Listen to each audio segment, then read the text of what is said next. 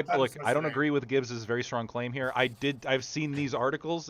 Gibbs did send me articles that he's posting here in chat. That he's not lying about that. Boy, the Benny John tweet is an article to you?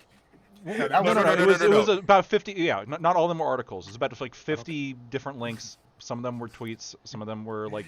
He's saying longer what's articles. the ratio? Look, of I'll tweets pretend to be to, on like, Gibbs' articles? side, The but sometimes he sends me a whole bunch of bullshit. I and know I the have to ratio wait real for it. quick. What happens is I come on here. Lactoid, was it like 5 to 45? And then Gibbs won't provide a source, and I'll provide a source. And what's even crazier is you go to my Discord.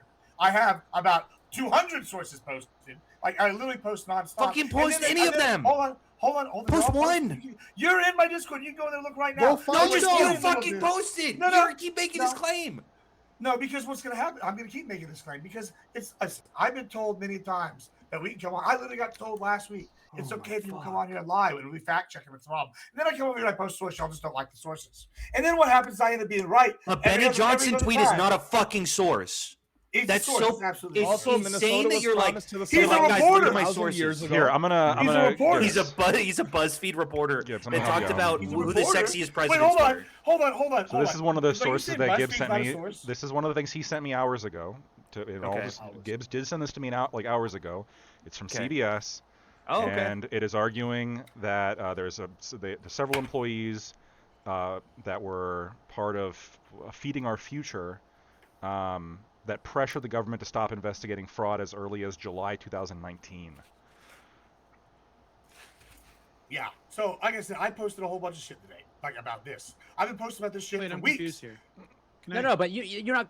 You were not corroborating. This is not evidence of any transfers to the DNC or how this supports the DNC. I just posted another one where they've had. Wait, hold on. Can we take one fucking thing? Can we do it one at a time? That's the claim that I'm like. It's one of the claims I'm not. Hold on. What's the new claim? This is saying that they received. Does this claim say that fucking Tim Walz knew about it, or that the fucking DNC knew about it? This is what's really interesting. Wait, hold on. I'm so glad you brought this up. That's a perfect segue into my next thing. Is there's rumors now. There's rumors now because we want to talk about other things. Let's post rumors. Rumors. Hold on. I don't have the rumor, but I can see the rumors. You're making it up right as we speak. He's fucking got the rumors, guys. Melissa Hortman, remember her, the one that got killed? Yes, was the only one that voted against the child care, and she died right after to someone with Tim Walz connections. Interesting how that Are you worked fucking out. for real? Dude, is she working with Mossad? Lactoid, like, I'm not gonna get Gibbs. Lactoid, you have to look at your own party and go, what the fuck is wrong with Well, these hold on, people? what's crazy is that keep being right. Lactoid's chilling, bro.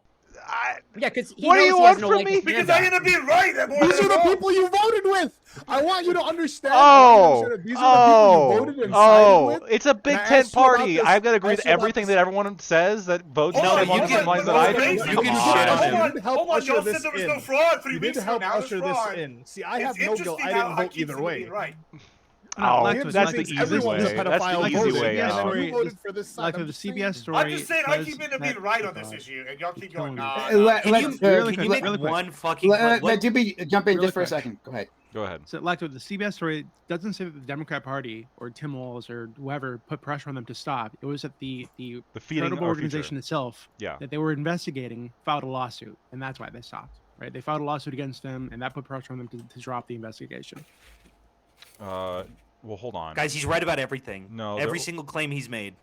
Well, there's also. Stop doing that. There was more to that article. There was more. Well, there's 3 judges that dismissed. There's 3. God damn it! Every time we corner you, you go, wait, hold on, guys. I've got another source. Hold on. There's 100 of these. 3 judges. I'm on my 3rd one now. About Somali healthcare. Fuck, dude, is this what it's like? Judges. I'm just saying, y'all saying this didn't happen. That was also a while back. So it's not like this is just a new thing. How did these people come and learn this scam so good in America? Is what I want. I don't know. No, wait. Gibbs. Let me address something Doobie said. The lawsuit was later in 2020, or 2021. Yeah. So hold on. So just the very first sentence of the article, they spotted early signs, and then it says they quickly faced pressure from leaders of the group that Feeding Our Future to stop asking questions. And if you read through the story, that pressure is the lawsuit. That's what they're referring to. If I was no, that's not the only pressure that they got. There's obviously going to be political pressure as well. Where does it say that? Where does it say they got political pressure from any Democrat Party organization or anybody in politics? Like it looks like the pressure was from the group claiming that they were being discriminated against by the government, by the state, through this investigation. When are we doing the real debate? The one that we came here for? Are we waiting on When someone? we're done with this. Next year. Yeah. Okay, that's what I thought. It's just crazy because literally 3 weeks ago, I was told this wasn't a thing. Gibbs's conspiracy theory is crazy. As of today, it looks like there's already 60 convictions, or 60 people pled guilty to this out of 92 When you make a when you make 1,000 fucking claims and with like vague sources every time, one of those is gonna end up landing. Well, what's crazy is I made this specific one about the Somali fraud thing, and like I said, I've been trying to do this like for a while, and once again, it's come up, and it's amazing how it's right, and y'all are going, oh, it's crazy if you make these claims. Hold on, isn't it like? I think calling it like the Somali fraud thing is a little bit iffy. I think, because I mean, as I said earlier, there are plenty of people to defraud the government. No, there are plenty of people who defraud the government. I posted a bunch of links about the stories in California, Arizona, and I think Florida in our group chat. Like, I don't think their ethnicity is relevant. They're just people who. It is relevant. Because, let me read this to you. I'll post this in here, and I'll tell you why it's relevant. Right? And like, it's not just the Somali. It's not just the Somalis, right? If this is like it's really, I think that the immigrant crime has been a Democratic Party thing in general. But of the research come back, and of 1,020 of them, 800 of the ones that are of them are Somali owned. So like that's the problem here, right here. This specifically in Minnesota is Somali based, but I think we should expand it to where it's immigrant fraud, like, and include things like the driver's license scams and then the welfare and the Medicaid. I think all those should be included. And I think that when it's American citizens defrauding the government, that's bad. But it's a different thing when you have foreign people that come in here and take an American. Hey, are these foreign? When you say foreign people, are these like immigrants, or are they like are they citizens? Yeah, I would say well. Most of them would be. They always are. But I mean, some of them got. Benny Johnson wouldn't be tweeting about it if they weren't immigrants, right? Okay. No, well, some of them are. Some of them are. I mean, I just posted right? actual local news articles as well. I mean, if you think local news is not a good credible source, then I don't know. But like, I just. Are you fucking for real? I'm just. Can we move on to the real debate, the one that we're prepared for? Because I can't wade through all these fucking weird sources that he sends me. Nobody. I mean. They're good sources. Yeah, there was definitely, and there was definitely political pressure. There was the lawsuit in 2020, but there was definitely political pressure. And when the payments were unfrozen in 2021, they quite literally said that from Omar Fattah, State Senator Omar Fattah, saying the pressure on leadership was working when they unfroze the payments. But is that does that fucking vindicate you, Gibbs? Is that every single modicum of like fraud touches your ears and you go, "See, I told you guys." No, I'm gonna just Gibbs, with all due respect, like. We got to be careful about how strong some of our claims are, okay? Wait, you got a Benny Johnson tweet as the foundation, so it's rock solid. I will make the claim. This is the claim, and this is the claim that I was actually hesitant to get on board with this for many years until no one believes very recently. This is the claim that's been going out, right? Is one, the Democrats and maybe the Uniparty, whatever that actually looks like, have had some kind of corrupt hold in the government to where they ensure their people are elected and they've basically been funneling our tax dollars. And then now we're peeling back the layers of this nasty onion, and we're finding out about the immigrant fraud in these states until there's no illegal immigrants voting. We're finding out some of them had thousands vote. We don't know if it's enough to say, that got Biden elected. We're finding out, this fraud with billions and billions of dollars to foreign nationals, some of them. And it's just crazy. Y'all going to go, Sorry, hon. I missed. I was doing something else. I do apologize. Like, we also know that they were defrauded votes. Yeah, I mean, that's something to find out now. Nevada just put out a thing yesterday, I believe, about it. Yeah, I'm sure we can find that one, talking about how they basically gave out 47,000 licenses. We have 1,500 dead people voted in this election. They listed a whole bunch of different stuff. And we're finding this out in like all sorts of states. And then some of these places like Minnesota, Minnesota doesn't have voter ID law. Sorry. Let me just do this a little bit more slowly. Saying dead people voted is something that Republicans do all the time, right? And like they'll base that off of voter rolls where people have died, right? But like there are other people with a similar name and they voted, right? Can you show us? Voted. Just So show you'll us the have to- source. So I'll have to see like information on that specifically, right? Sure. But also like and getting a driver's license maybe fraudulently. I don't know what the case may be there. I can believe that that's the thing that's happened, but like that doesn't turn into a vote, right? Maybe Matt So Walsh those are tweeted separate about it. You things. can check his. No, no, it mentions. was Senator Langford is the one who tweeted about it. Is he a good enough source for y'all? No, wait, hold on. One fucking no. That's not a source. You mean Yes, he it tweeted is. about? Like, No. Is he he just? gave a speech and then they which they quoted, he revealed the sources, and then next week they retweeted clips of it. Yeah, that is a source, correct? What the fuck is he talking about? You just say it at Listen, a rally. all right, hold and you're on. a If you congressman, want, therefore it's if true. you want, are you? Listen, I say this with all due respect. Are you retarded? If I say, Is that what you're saying? I'm I'm lost. Am I crazy? if I say something and I'm giving a presentation to Congress, and then the news reports on that clip and takes a clip and reports that and posts the highlight reel of like, oh, all the stats I listed and has me saying it, is that I'm not not fucking following what you're saying. Can you just send me the fucking tweet and then I can look at it myself? Because I think you're. I just posted it. Okay, great. Okay, Yeah. I'm gonna shut up now. I'm gonna listen. So while he's talking, I think what his and this is just a tip. Fiction. I think what his fiction review here is that like there's a difference between a primary source and a secondary source, right? And so a congressman, well, it depends what we're talking about. It depends what we're talking about. But a congressman might oftentimes be a secondary source, right? They're like reporting, hey, NBC News said this. I'm a congressman, right? And I say NBC News says this, right? I'm not the primary source. I'm a secondary source. Like, and you can say, well, even NBC is a secondary. Correct. NBC, how? Oh no, you're correct. You're correct. No, you're absolutely correct there. No, this is secondary source is they're reporting it. The primary source would be the individuals who actually were involved. Yeah, sorry. Did the Nevada Commission say this? Yeah. Yes. Thank you for correcting me. Where did the Nevada Commission say this? Because that's not in the fucking tweet. Hold on. It's crazy you keep sending me tweets. It takes effort to track that information down. It's easier to go to a tweet and just say this person said something at a presentation. All right. I posted actual articles in there. You didn't read those either.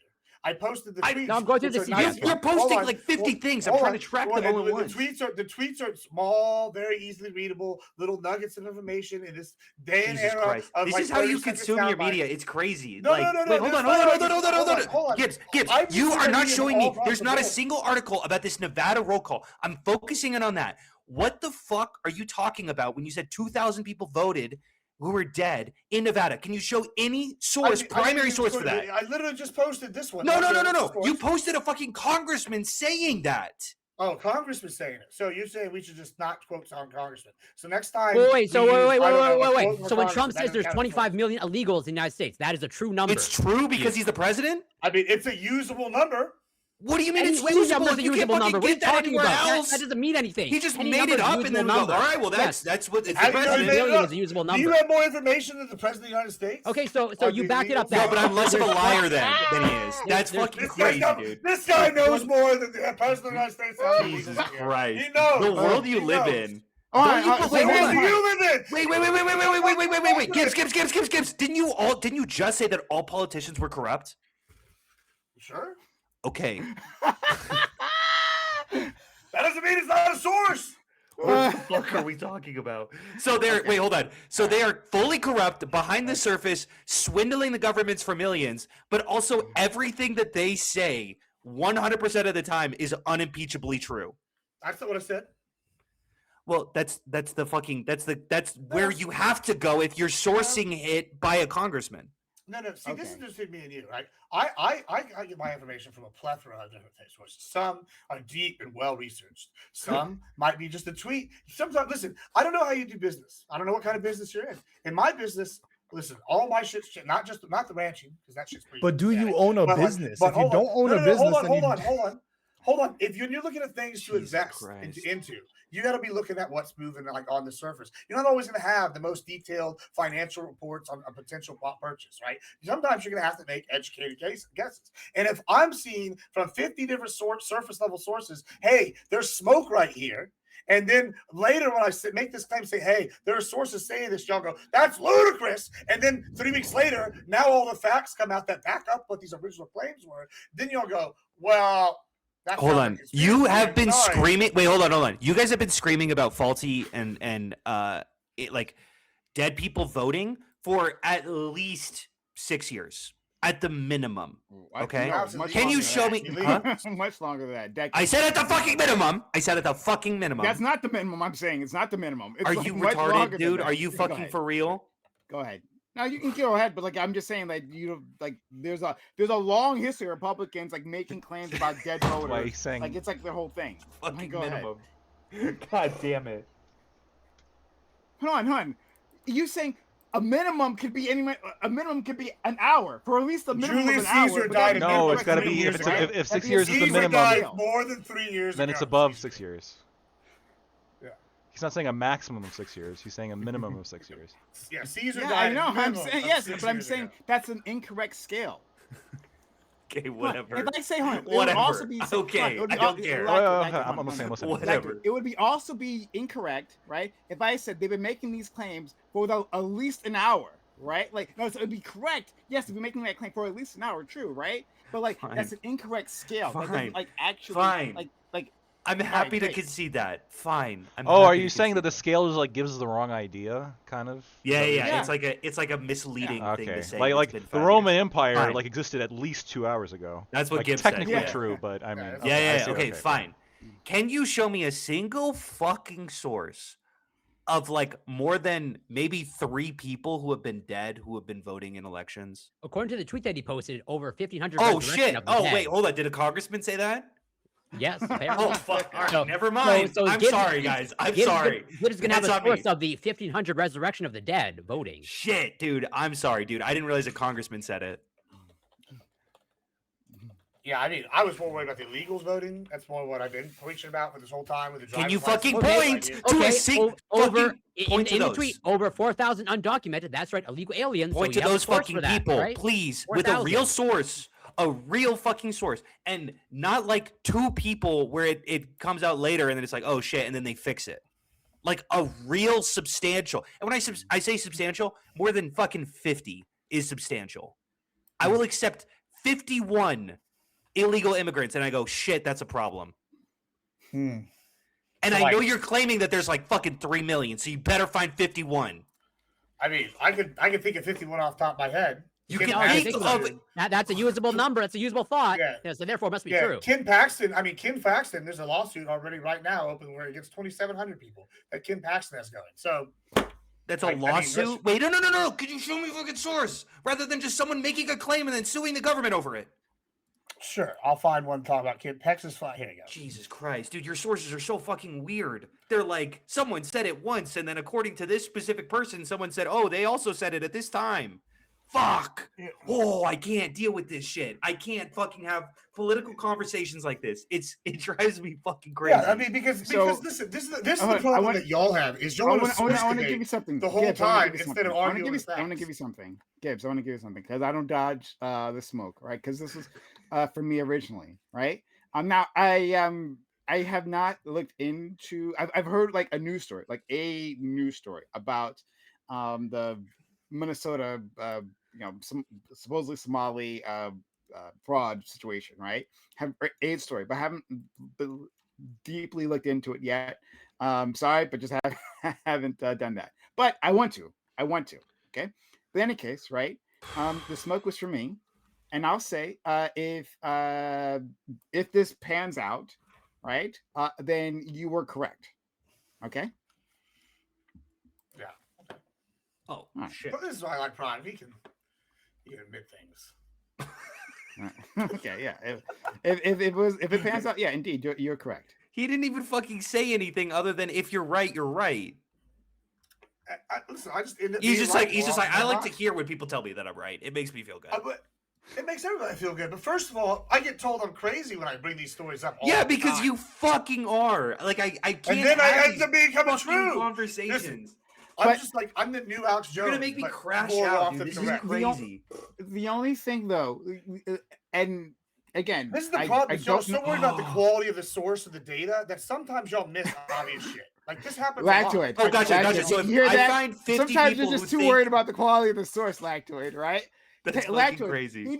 He takes his energy to court, right? He tells that to the judge. Sometimes you're too worried about like the evidence that I'm representing, right? Like it can come from anywhere, and I think you're focusing on the wrong thing. Dude, Lactoid, I really need you to crash out more at Gibbs because this is fucking crazy. Look, like if what do you want? I deal with enough Lactoid leftists doesn't who I freak right, out He has at. no backbone. I need you to freak it. I need you No, to freak I'm out. not at it. gonna. This is not. Hold on. If I'm in a heated like discussion, usually one-on-one with somebody, and like escalates. Sometimes like I'll crash out, yeah. But like I'm not crashing out, right? Okay, that's fair. You guys are all kind of jumping down Gibbs's neck. I don't think you guys. Well, for good reason. Look, I think Gibbs is making claims that are too strong. I think that there's plenty here to criticize the Democrats without going to like You're so rumors, kind rumors to people about on your own side. What?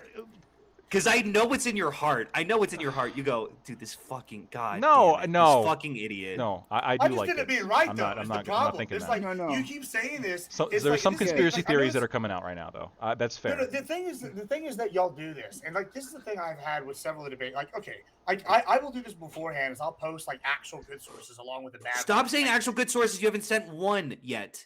Well, that's on purpose now at this point. But this is the thing. Oh, okay. Like, Dude, I fucking got I- them.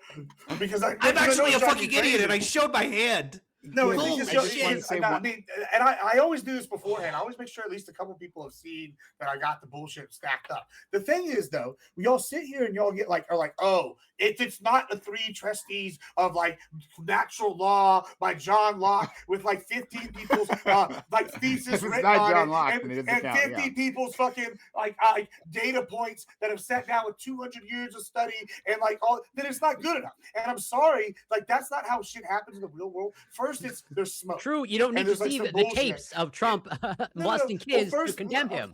Like I said, right? like No, I said, you don't need that standard of evidence, right?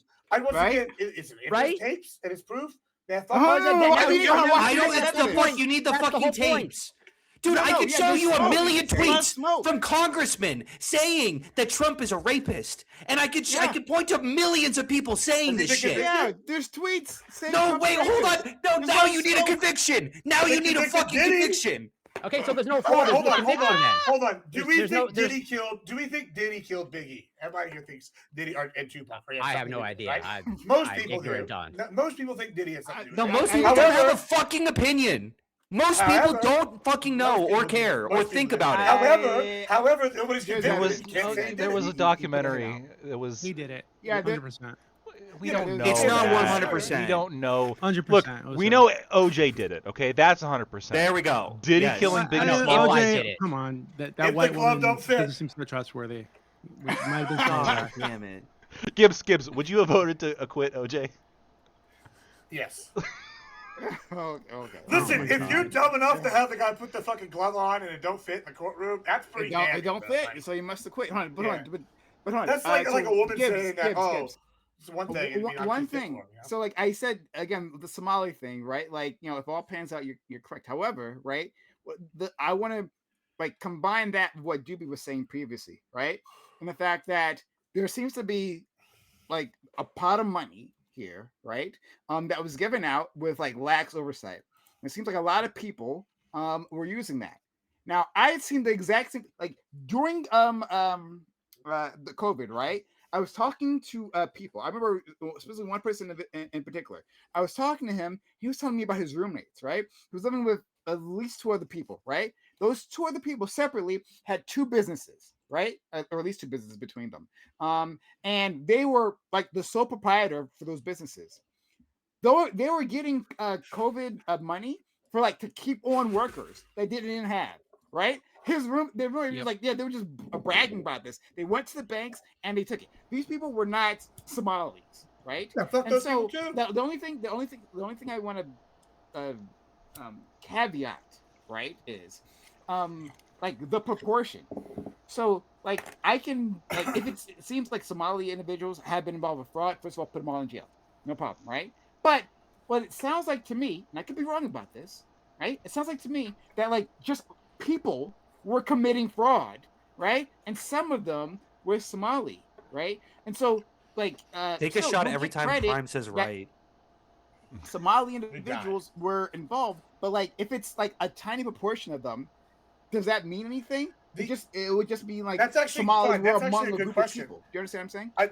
No, that's actually a good question, and like this is why I kind of want to say like the immigrant fraud is a big deal, and it's not because like they're immigrants per se. It's because they're not citizens. Yeah, citizen fraud is bad, but like I think it's different when it's our money going to like foreign people or people that took advantage of a system. Like when it's just being sent for like right now, Somali pirates should be the ones most mad about this. You know why? Because Somalia's GDP is about what, like 18 billion, and these people, the Somali fraudsters in Minnesota specifically, have pulled out 18 billion in less than like a year, some shit like that, some crazy amount of time, and that's just on the tip of the iceberg. And I think what this is, we're seeing like this bigger scam that the Dems have, where it's that use immigrants, both legal and illegal, to fund their party and maintain. Dude, power. it's impossible arguing with you. $100 It's impossible having a conversation. No, with you, some of 'cause those it's were like, not. every single fucking source it's like thousands. just leads down another rabbit hole. Prime. Here's I think why. Yeah, that's the problem. This is a nasty. That's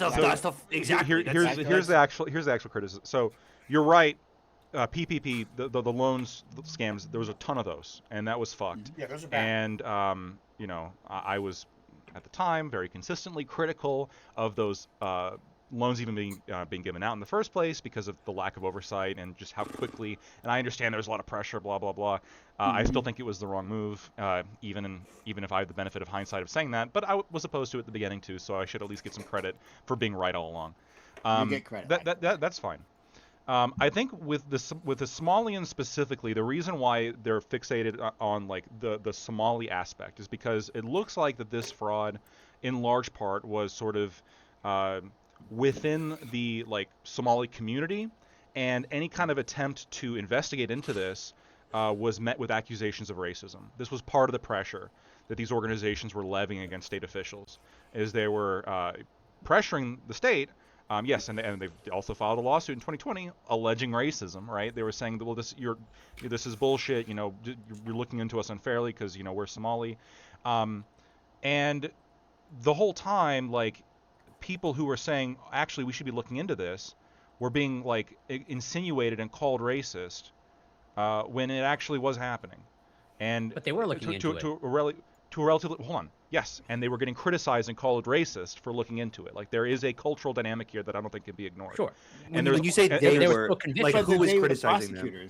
Were they just getting public pressure, or was it like I'm talking about public. I'm talking about like from these organizations, especially, and from the community, and also some state senators. The ACLU, as well. or is it Omar okay, Fattah, gotcha. Government as well. Okay. Omar Fattah, some other kind of local state senators. There was pressure from this community specifically.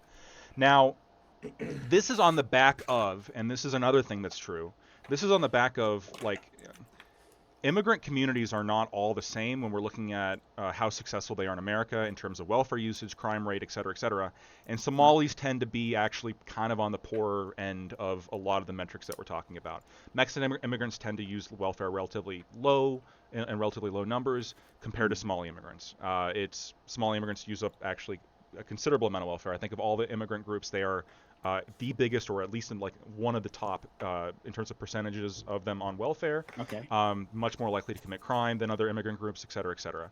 So I think that there is kind of already that stewing, with that criticism, I suppose, stewing, and then this happens, which is like, oh, and there was also this big fraud plot that was exposed, and you know, the part where I think there's tons of criticism there that can genuinely be levied.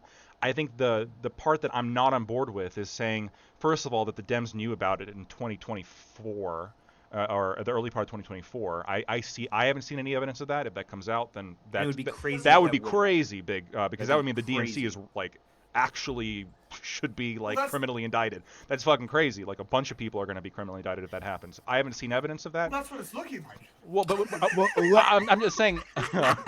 I'm just saying we haven't seen that yet. I'm just saying we haven't seen that yet. I don't think. Dude, Lacto, you're being so fucking reasonable and so like, and then fucking Gibbs comes in with a hand grenade and just goes, "Fuck you." We just haven't seen it yet. We haven't seen it yet. Come back to this. We haven't seen it yet, and so that would be crazy.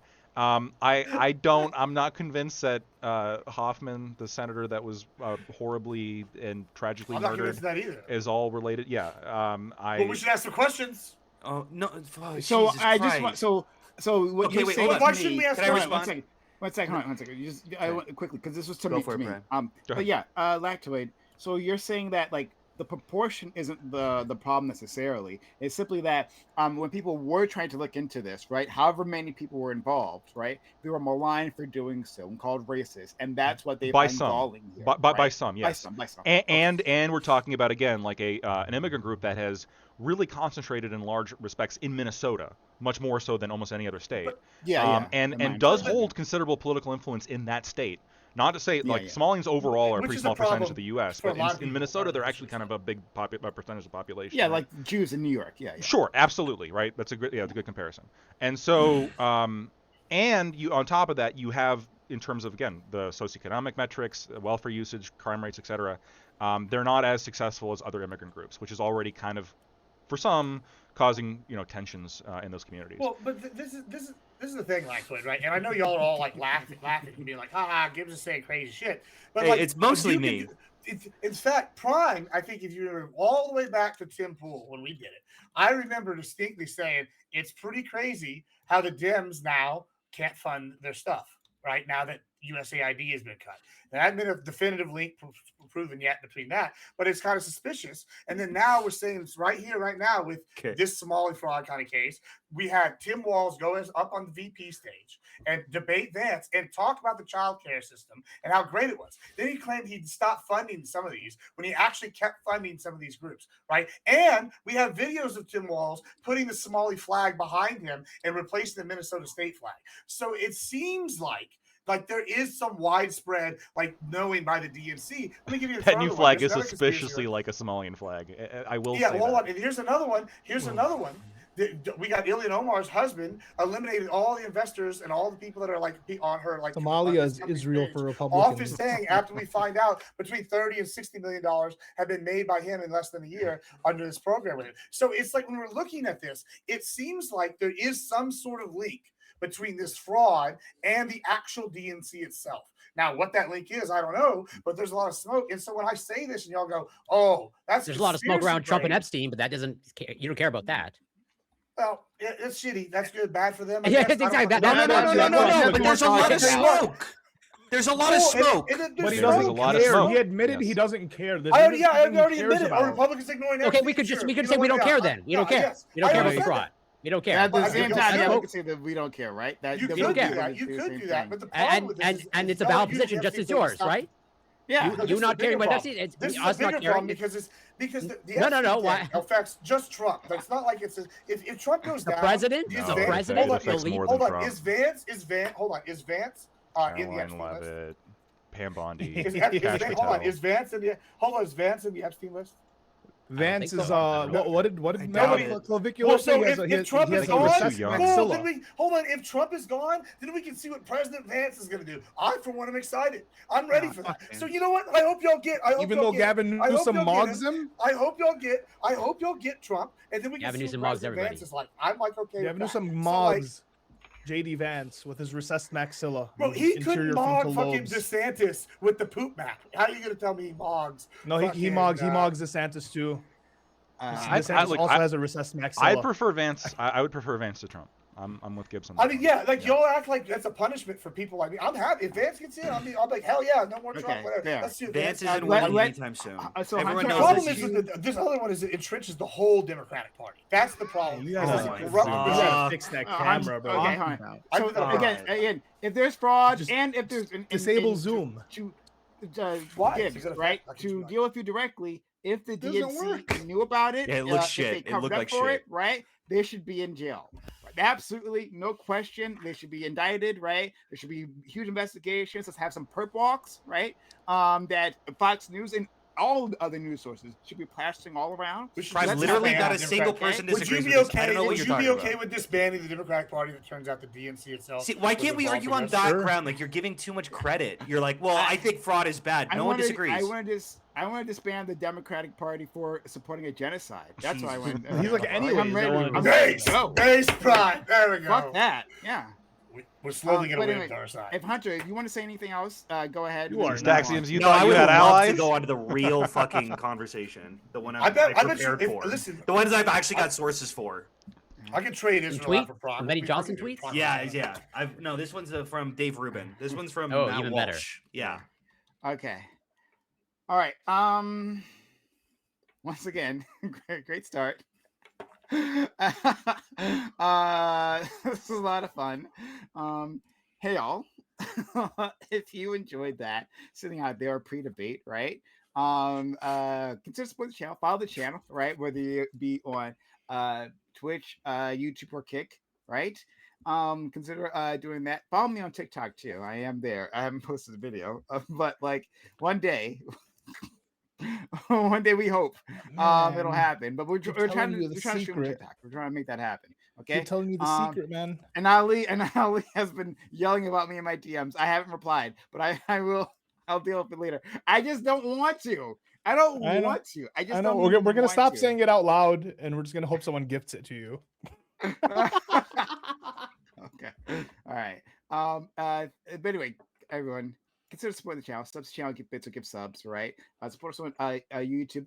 Super chats. We'll throw your super chat on screen and we'll discuss it. We'll talk about it. It'll be great. Sometimes if you get a good super chat, we'll just like derail the whole conversation. Just talk about your super chat. So if that's something that interests you, consider supporting the channel that way. But thank you to anyone who has. Yeah, consider following the channel on any platform. So we've got a great group of guests here. Why don't we just like jump into the topic and then you guys can introduce yourselves as we go along. Okay. So, all right, the topic is in the previous week, under the leadership of Barry Weiss, CBS pulled a 60-minute segment about the treatment of detainees at the CECOT prison in El Salvador.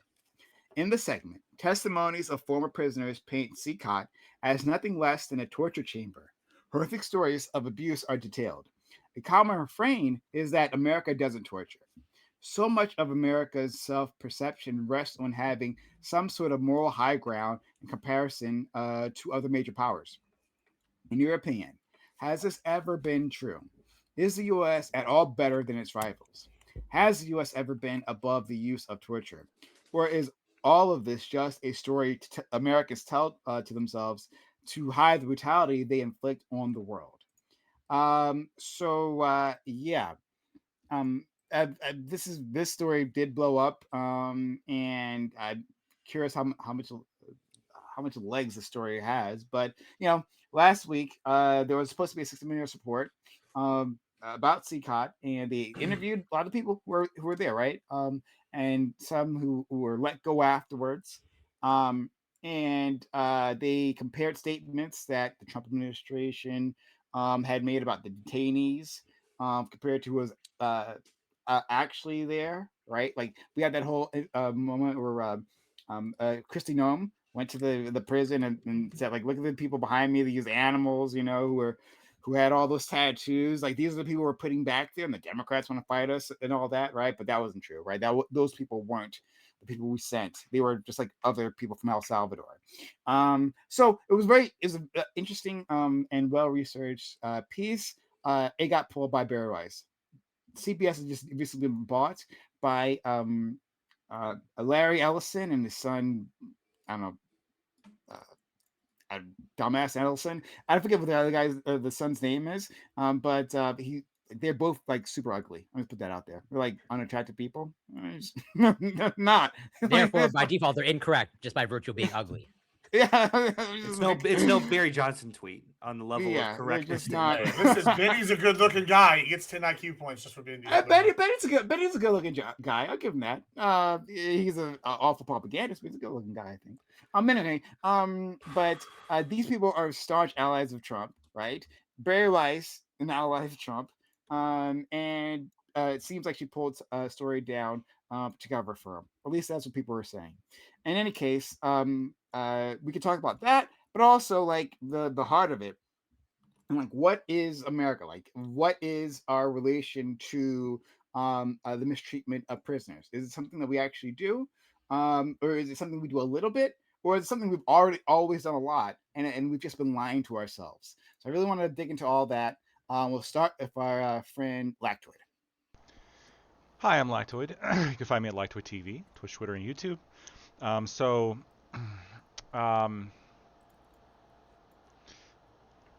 I've been critical of CECOT for a while now as well. I don't think it's good, kind of the details surrounding it. I'm not necessarily opposed to like a mega prison. I'm also not necessarily opposed to what El Salvador did when they launched their war on, they call it like the war on terrorism or something. You know, you always got to be really careful whenever a government says, oh, we got to go take care of these terrorists. So we're taking away a whole bunch of civil rights, which is quite literally what happened. But the situation in El Salvador, I think it's one of those rare times where they genuinely may have had a good point. I think it's like 90% of El Salvadorians approve of what's going on. He has a super majority of support regarding this, like in a way that we would never get in the U.S. about almost any subject. Has a super majority, massive super majority of support on a very controversial issue, removing basically the civil rights for the whole country. That's how bad the gang warfare was, and yeah, it was really fucking bad. So not necessarily opposed to the existence of CECOT. I am concerned about the allegations of torture. That's fucked. And torture happens in plenty of countries. We have no problems backing countries that engage in torture. We back El Salvador. We back Ukraine. We back countries that have documented instances of torture. That being said, it's a little bit different, I think, when we are involved in sending people there with no due process. That's the main criticism that's been levied against the Trump administration, and I think that's fair. I understand, again, wanting to deport terrorists or gang members to prisons, and if the only people going to CECOT were people found like illegal immigrants convicted of murder or convicted of some kind of horrendous crime, I'd be okay with it. The problem is the government has not released a lot of the information that they're using to allege that the people sent to CECOT were actually gang members or terrorists or involved in any kind of definitive crime, which I think is a big problem. So I don't support the overall program. I don't think that makes America bad. I mean, if that makes America bad, then I guess we lost our moral superiority back when Guantanamo Bay opened, because we've been doing this shit for a long time. But I think we're better than other countries. Thank you so much. Let's go to our friend Gibbs. He says that as a Canadian, by the way. Indeed. Yeah, I do think we're better than other countries. We're better at fucking winning. That's what we're good at. I don't think we're morally superior. I think all these countries are fucking evil in regards to that kind of shit. So, I feel like we should stop pretending that we're better in that regard. I feel like maybe we should just go back to embracing torture. Maybe we should just ship these people out. If you committed a bunch of fraud and you're Somalian or you're Mexican or whatever you are, guess what? You're going to CECOT and you're going to be part of the human centipede. Maybe don't commit fraud next time. I'm just saying. Sounds like a bad time. I probably wouldn't do it. You go to Saudi Arabia, they cut off your hand. You know what they don't have? Thieves. Their thievery rate low. I'm not saying that it's a good thing or a bad thing. I'm just saying it works apparently. And you know what? I'm sick of all this fraud happening, and I'm ready to start shipping people to Torture Town, USA, which happens to be in El Salvador. So fuck it. Let's do it. I'm done hearing all this whiny shit from all you lefties. Y'all radicalized me. We went from drone strikes to now I'm okay with torture. Congrats. Thank you, guys. I feel so much better being in the politics world. We are the ones who did that to Gibbs, right? We pushed him over the edge. I just want everyone else. The left pushed. He was. Before he was a good person. Now, because I was in the middle. Because we bugged him a bit. Now he's for torture. It's our fault. I have been described as an ally at some one point. Now I'm over here advocating for Torture Town, USA. Oh my God. Thank you, Gibbs. Let's go to our friend Corey. Yeah, I'll probably keep it short. I think maybe at some point in history, the U.S. Could be looked upon as some moral authority or having the moral high ground. I think that holds true, recently, for a variety of reasons that maybe we can get into. And I do echo pretty much one of the sentiments that Lactoid mentioned in terms of pretty much, yes, what looks to be at least the deport or sending people to CECOT without a due process. And are we actually sending, let's say, people that are not actually criminals, aside from the illegal immigration aspect, but there's a saying in terms of judging a nation by how it treats its most vulnerable, so to speak. Like, yes, I do find it strange that even some people will say that just by virtue of them being illegal immigrants, you can do whatever you want to them, and even send them to a torture prison. I don't think that is true, and I would say that reflects poor moral character. And I'll leave it there for now. Okay, thank you so much. Our good friend Doobie. So yeah, I don't think we've ever been the anti-torture people. I think that's basically a story, a narrative that allows us to hold on to we're the good guys identity, right, as a country. But I do think that we should try to be that that country. Right? We should try to not to do terrible things to people. I don't support CECOT. I don't support sending people who are not involved in drug trafficking, murder, criminal activity, etc., to that place. That's disgusting, I think. What they're doing in Venezuela, right? Its popularity there. I have no context for this, right? I understand that they had a massive issue with gangs in that country. So maybe from the perspective of a Venezuelan who's living that life and dealing with these gangs every day, maybe this makes sense to them, right? To me as an American, it doesn't make sense to me, right? The people that we're sending there don't seem to pose that kind of major threat to our country. So it seems ridiculous, disgusting that we are doing this. So yeah, I think we should stop that. Thank you. Hunter, love to hear your thoughts. So, Lactoid isn't here, but I just want to let him know that we've debated like 20 times before, and this is the first time we're going to be on the same side. I think America's been like the longest surviving government for a reason. It's one of the most protective of civil liberties. It's been a roadmap for independence for centuries. I would obviously concede that there are times that that America's taken advantage of being the sheriff. Like we could obviously point to something like Iraq. Are you squinting about the oldest government? I've never heard that claim, but that's interesting. I'm squinting at it. Yeah, no, it's a real claim. Well, sorry, it's not the same exact government, but the fact that the Constitution has existed for like 250 years is very unique to America. I think that very often when we talk about foreign policy, we only really talk about the bad parts, which are really fair, right? I'm not going to back what happened in Iraq is fucked. What we're doing right now with Venezuela is fucked. There's a lot of really, really bad things that America's done, but I also think that being the sheriff, like we've done a lot of really positive things. We ended genocide in the Balkans. We in Yugoslavia, we liberated Kuwait. Like there are a lot of really positive things that we have done. And I think that we have to be nuanced about these sort of conversations. And also, one other thing that I want to say is that Gibbs does not love this country or anything else that it really stands for. Because when he talks about torture, when he talks about revoking civil liberties, that is what I fucking love about this country, is how much we stand up for our civil liberties. And the fact that he wants to revoke it shows that Trump Republicans do not care about this country. And that is my biggest issue about Trump, is that he is a very different force than we're used to in America. And he is denigrating what America has stood for. So I guess I actually don't know what side I'm standing on. But okay, so I guess maybe not on the Lactoid side. All right, thank you. Yeah, no, but it sounds like me and Lactoid agree on. You know you're not on Gibbs's side. That's what you're. I am not fucking on Gibbs's side. That's there you fucked. Go. Yeah. All right. Torture is bad. We can most of us can agree. Not according to this fucking guy. Yeah. Jesus. All right. Let's go to our friend Ali. Yeah, I think I agree with Doobie, right, in that we should be striving to not be doing these things, but it was a nice way that Lactoid and Staxium put it, right? Like they put the cape on for America, but then Gibbs took the mask off, right? That this is the truth of America. This is actually what, like, at least a large amount of the Republican Party right now think, like all of MAGA thinks like this. And so I don't know. I think it is a little bit time to stop running with this facade that we're like this moral country, that we don't do these things. I mean, we are the richest country. We're the most advanced, I think, in terms of a lot of things, right? You were saying a lot, Saxon was saying a lot about our freedoms and our Constitution.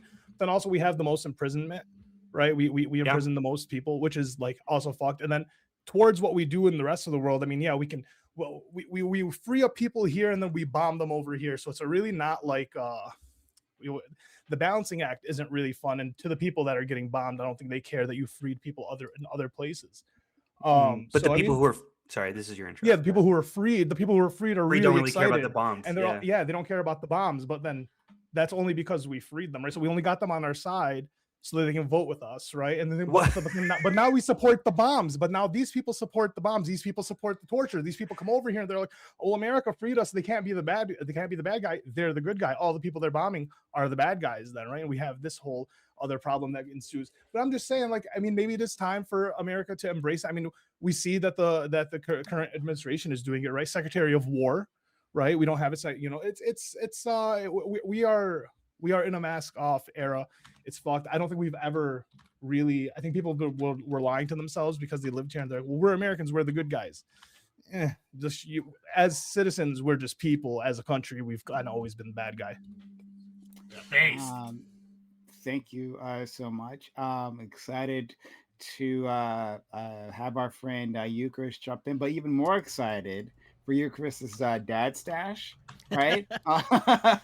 That's the real star, MVP. It's gonna be bringing the ladies. They love that kind of energy. So thank you, Eucharist, for being here. Dad stash needs a separate opening statement. I'm sure it has we need a chat poll going if it's more Ned Flanders or Ted Lasso, because I get both every time I'm on stream.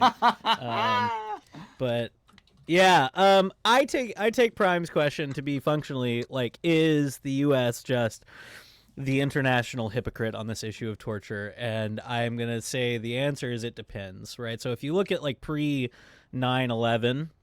I think the answer is really different. Post 9/11, obviously, we've had our ups and downs. And I take us also to be kind of comparing America to other countries that are, let's call them like stable and institutionally accountable, or what is sometimes maybe condescendingly called developed democracies as opposed to developing democracies, right? So if we compare the U.S. to like Scandinavia and a lot of Western Europe, we might kind of fall short. When we compare the U.S., though, to other countries that have experienced similar things to the U.S., not maybe on the same scale, but similar sort of like terrorist incidents that lead to anti-terror activities, that lead to crackdowns on these sorts of things. Spain, the UK, and France were kind of like squarely middle of the road, I think.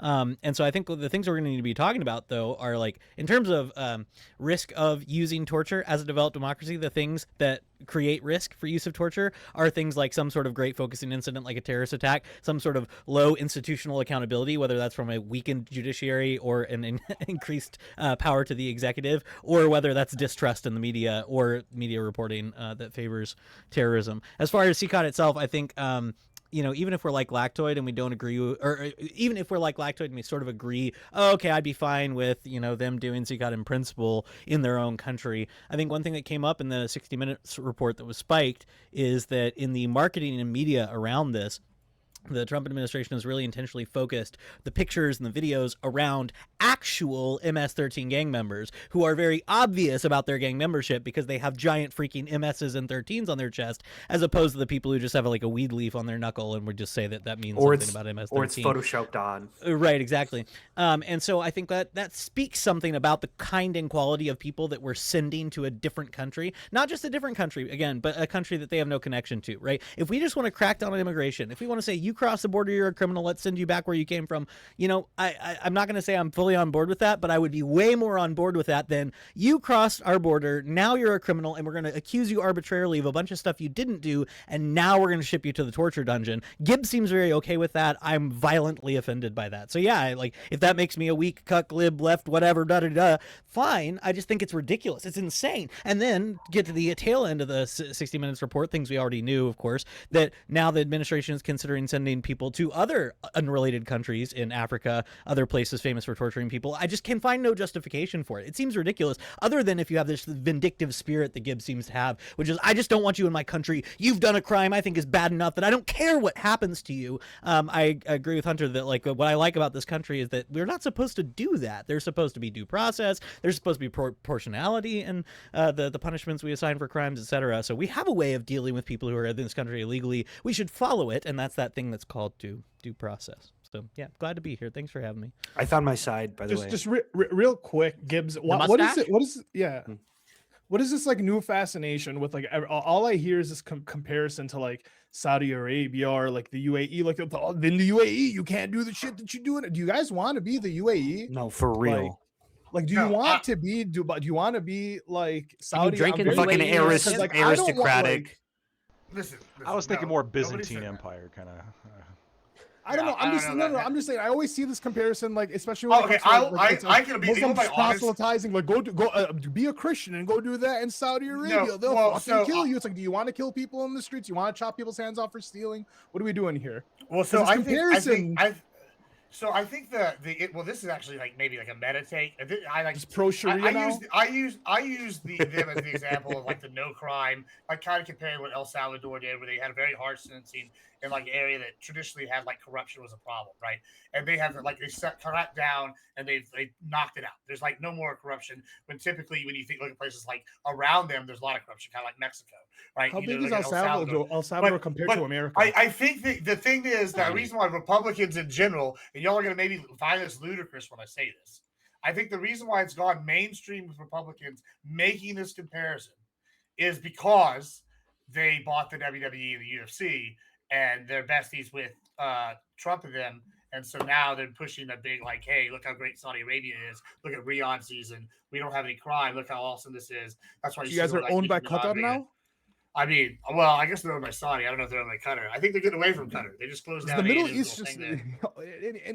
I asked this question because you're kind of pushing for you're pushing for pro like authoritarian like theocracy regimes, and like not for nothing in comparison, these are Muslim regimes. Like as a Muslim, I don't even want this fucking shit in the fucking country. But you guys are like all pro it, and it seems that like now we're bought off by Middle Eastern countries, and we should act as Middle Eastern countries. That's not what I'm saying. I feel like there's pros and cons. I feel like crime is a massive problem right now in the United States, right? I think specifically, like, you know, immigration. Crime is like at an all-time low. Yeah, the reporting for crime is really weird, right? Oh, like, shoot.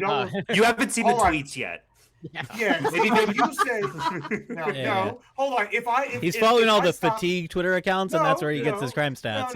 No. If I sit here and say, "Oh, crime is down," but then I look and y'all stop reporting all theft under $1,500. You have evidence that they stop reporting.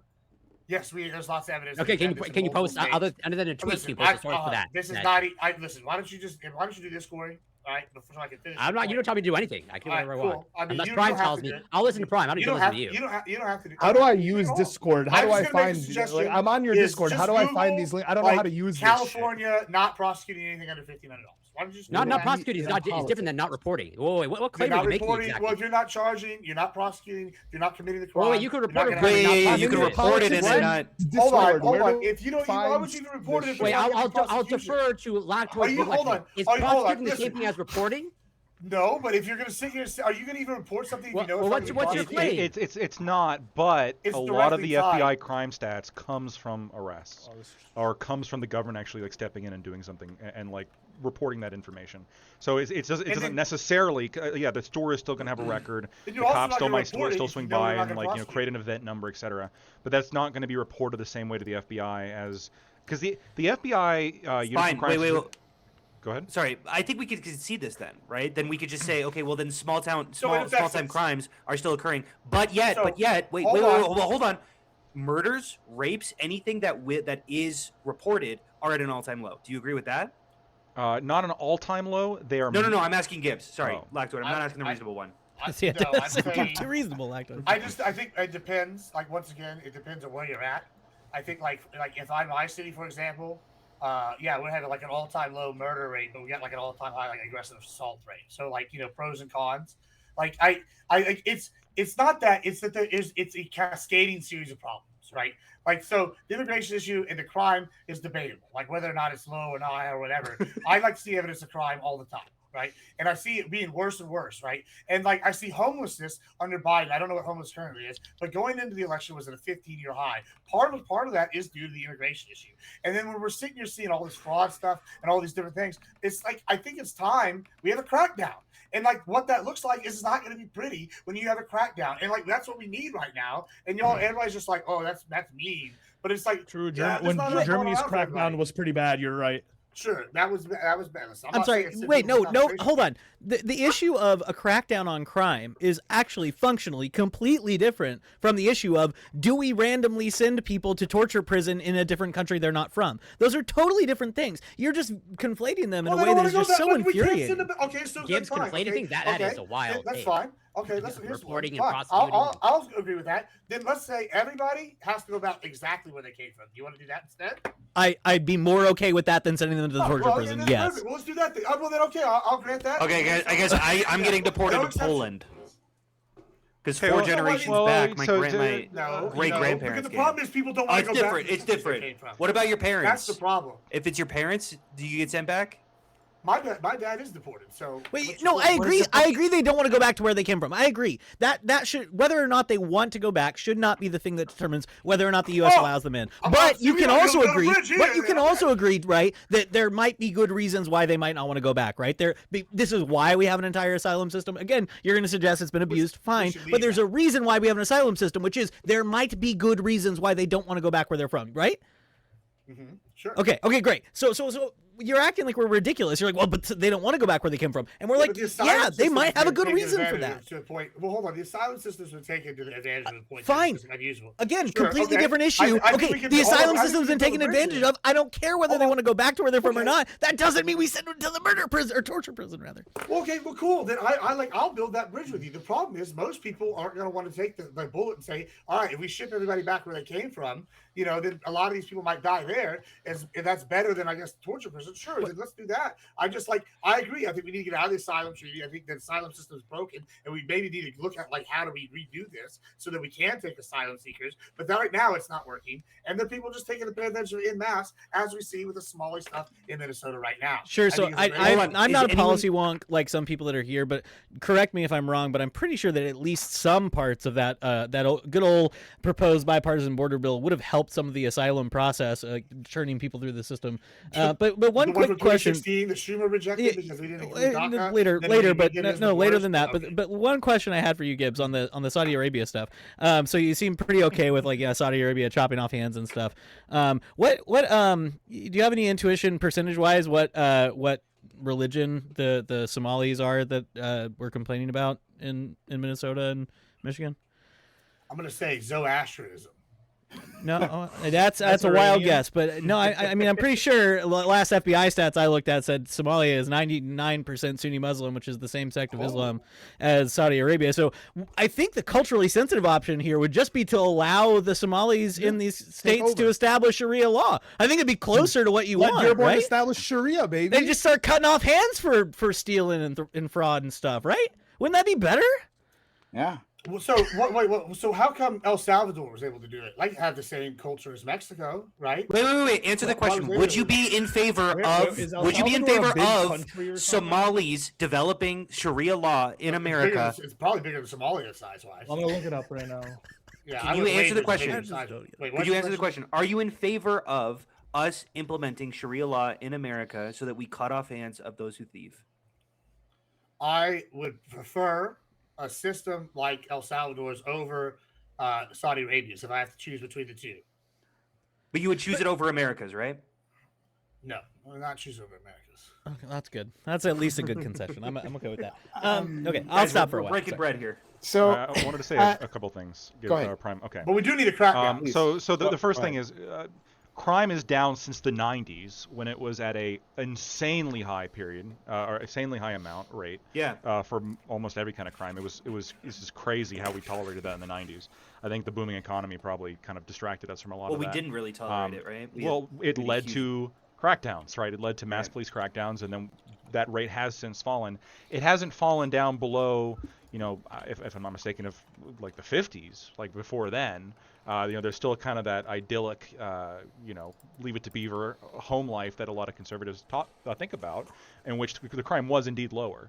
And I don't like the entire foundation of the argument of, well, it's down since the 90s, so we can ease up on policies regarding it. Well, that's not necessarily the case, right? We could have a lower tolerance for violence than we currently have now, even if it was higher in the 90s. Just because crime was higher in the 90s doesn't mean I think we should even accept the crime rate as it is right now. I think the crime rate is too high. in America when you compare it to other developed countries. It's not good. The problem, Lactoid, is that you're not arguing against anyone. Well, that's what we were saying. Yeah. That's the second thing I was going to say, which is I think Eucharist was right when he said that's not necessarily related to the CECOT question, because the CECOT question isn't necessarily we're talking about sending violent criminals there. However, there is a line. There is one line.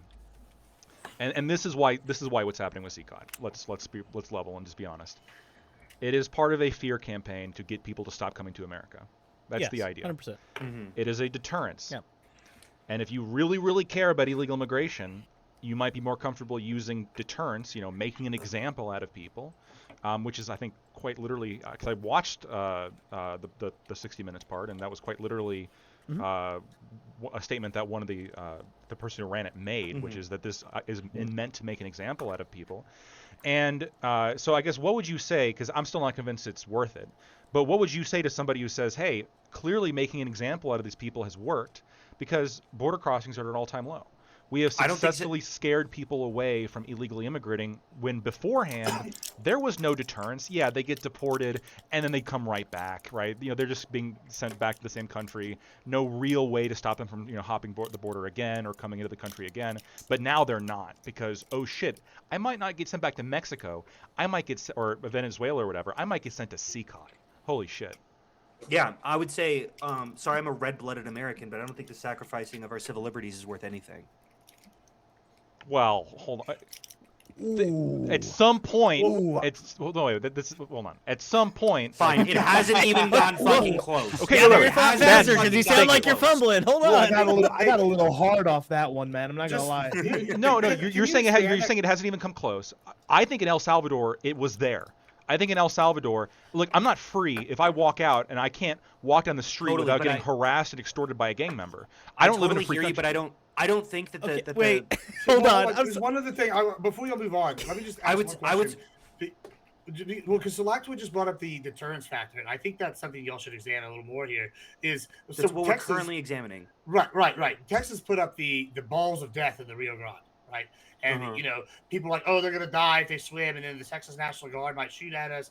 And immediately crossings dropped from 1,500 a day to 3 a day in Shelby Park. No one's saying that it wouldn't actually deter immigration. We're saying that it's fucking murdering people. Hold on. Let me ask the question. Right? The question is, what is the greater value, right? Because the argument for that was it's going to stop a lot of sex trafficking. All these women are being trafficked. It's real bad. Like all this thing is a greater harm. With the deterrence, it's like we're getting greater good. Do you not put any value in that happening with this kind of scenario? Obviously.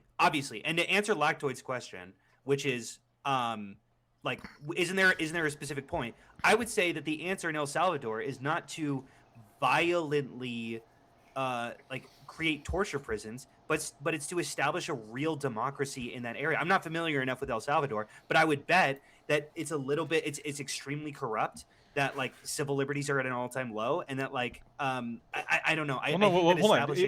To answer that, it was corrupt because the gangs control the government. They would literally stop officials from being able to campaign in certain areas. They would harass voters. They would control entire areas. Yes, it is.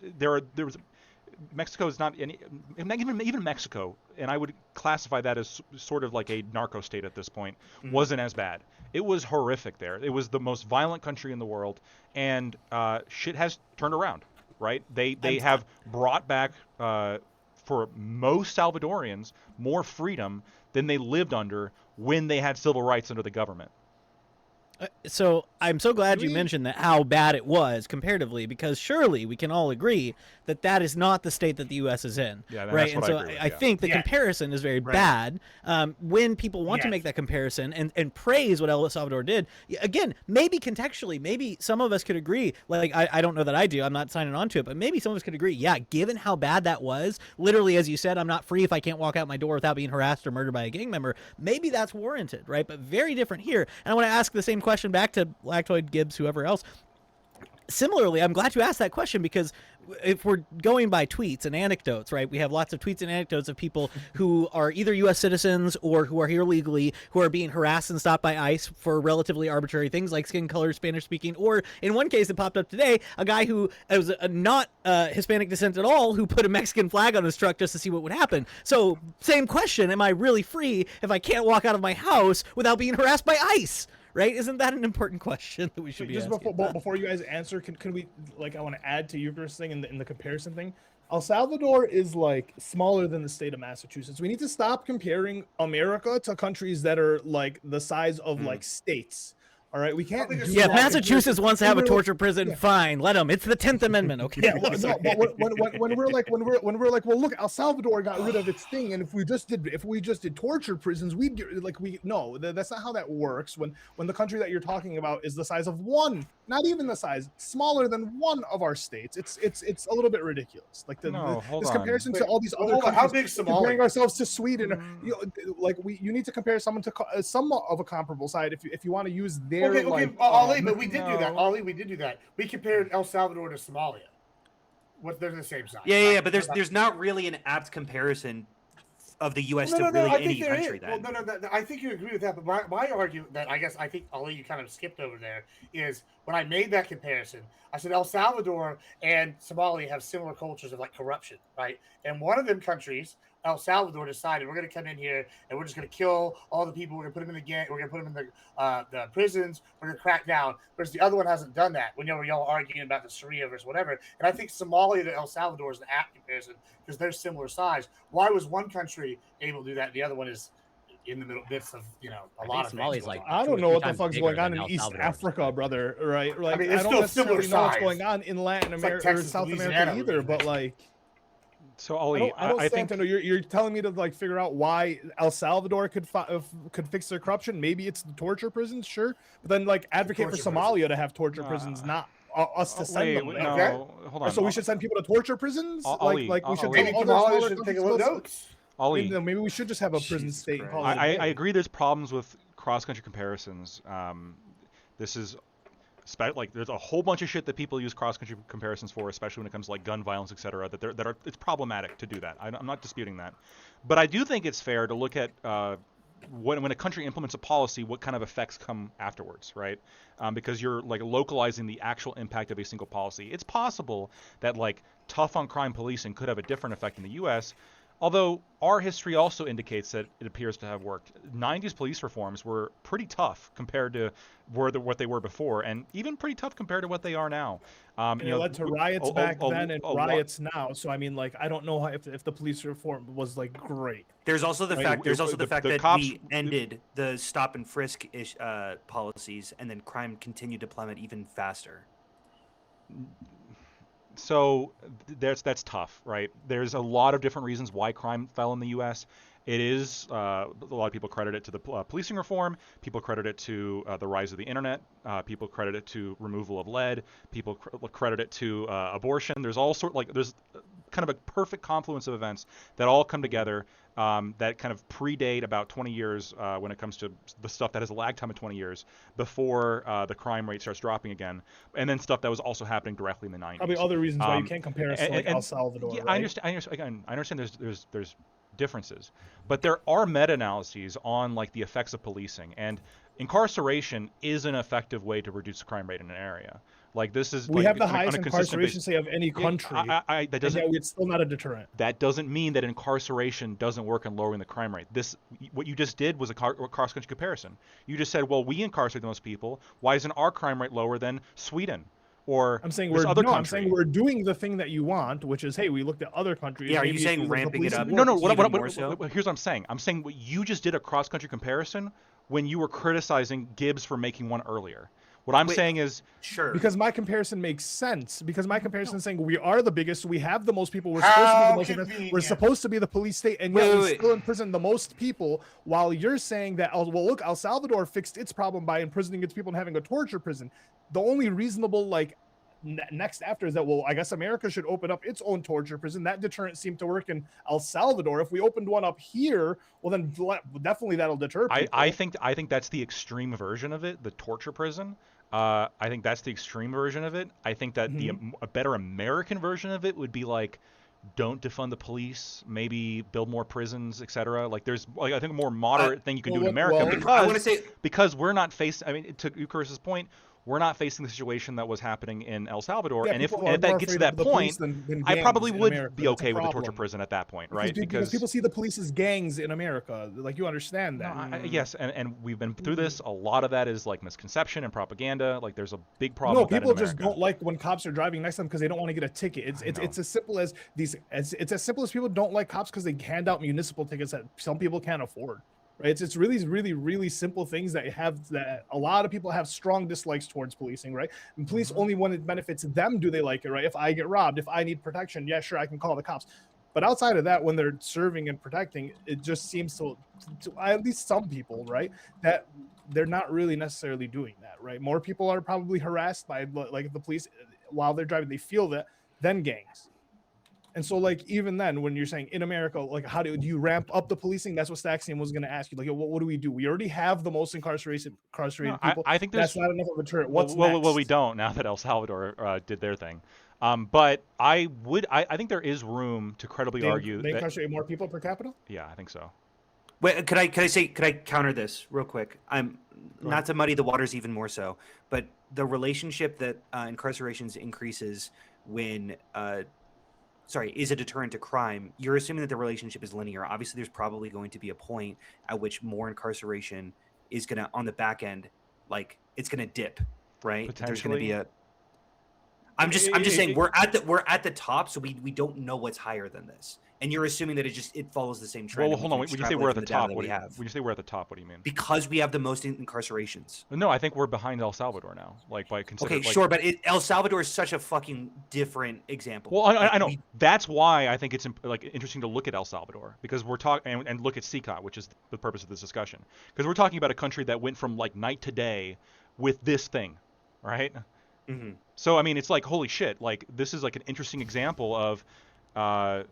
What happens when a country does X, Y, Z? What happens when a country suspends constitutional rights? The cops can just go and arrest people without any kind of due process and throw them in a cage. What happens? Well, there's innocent people that get arrested. It's horrific. There's like abuses that are happening in these cages. It's horrific, and crime drops 57%.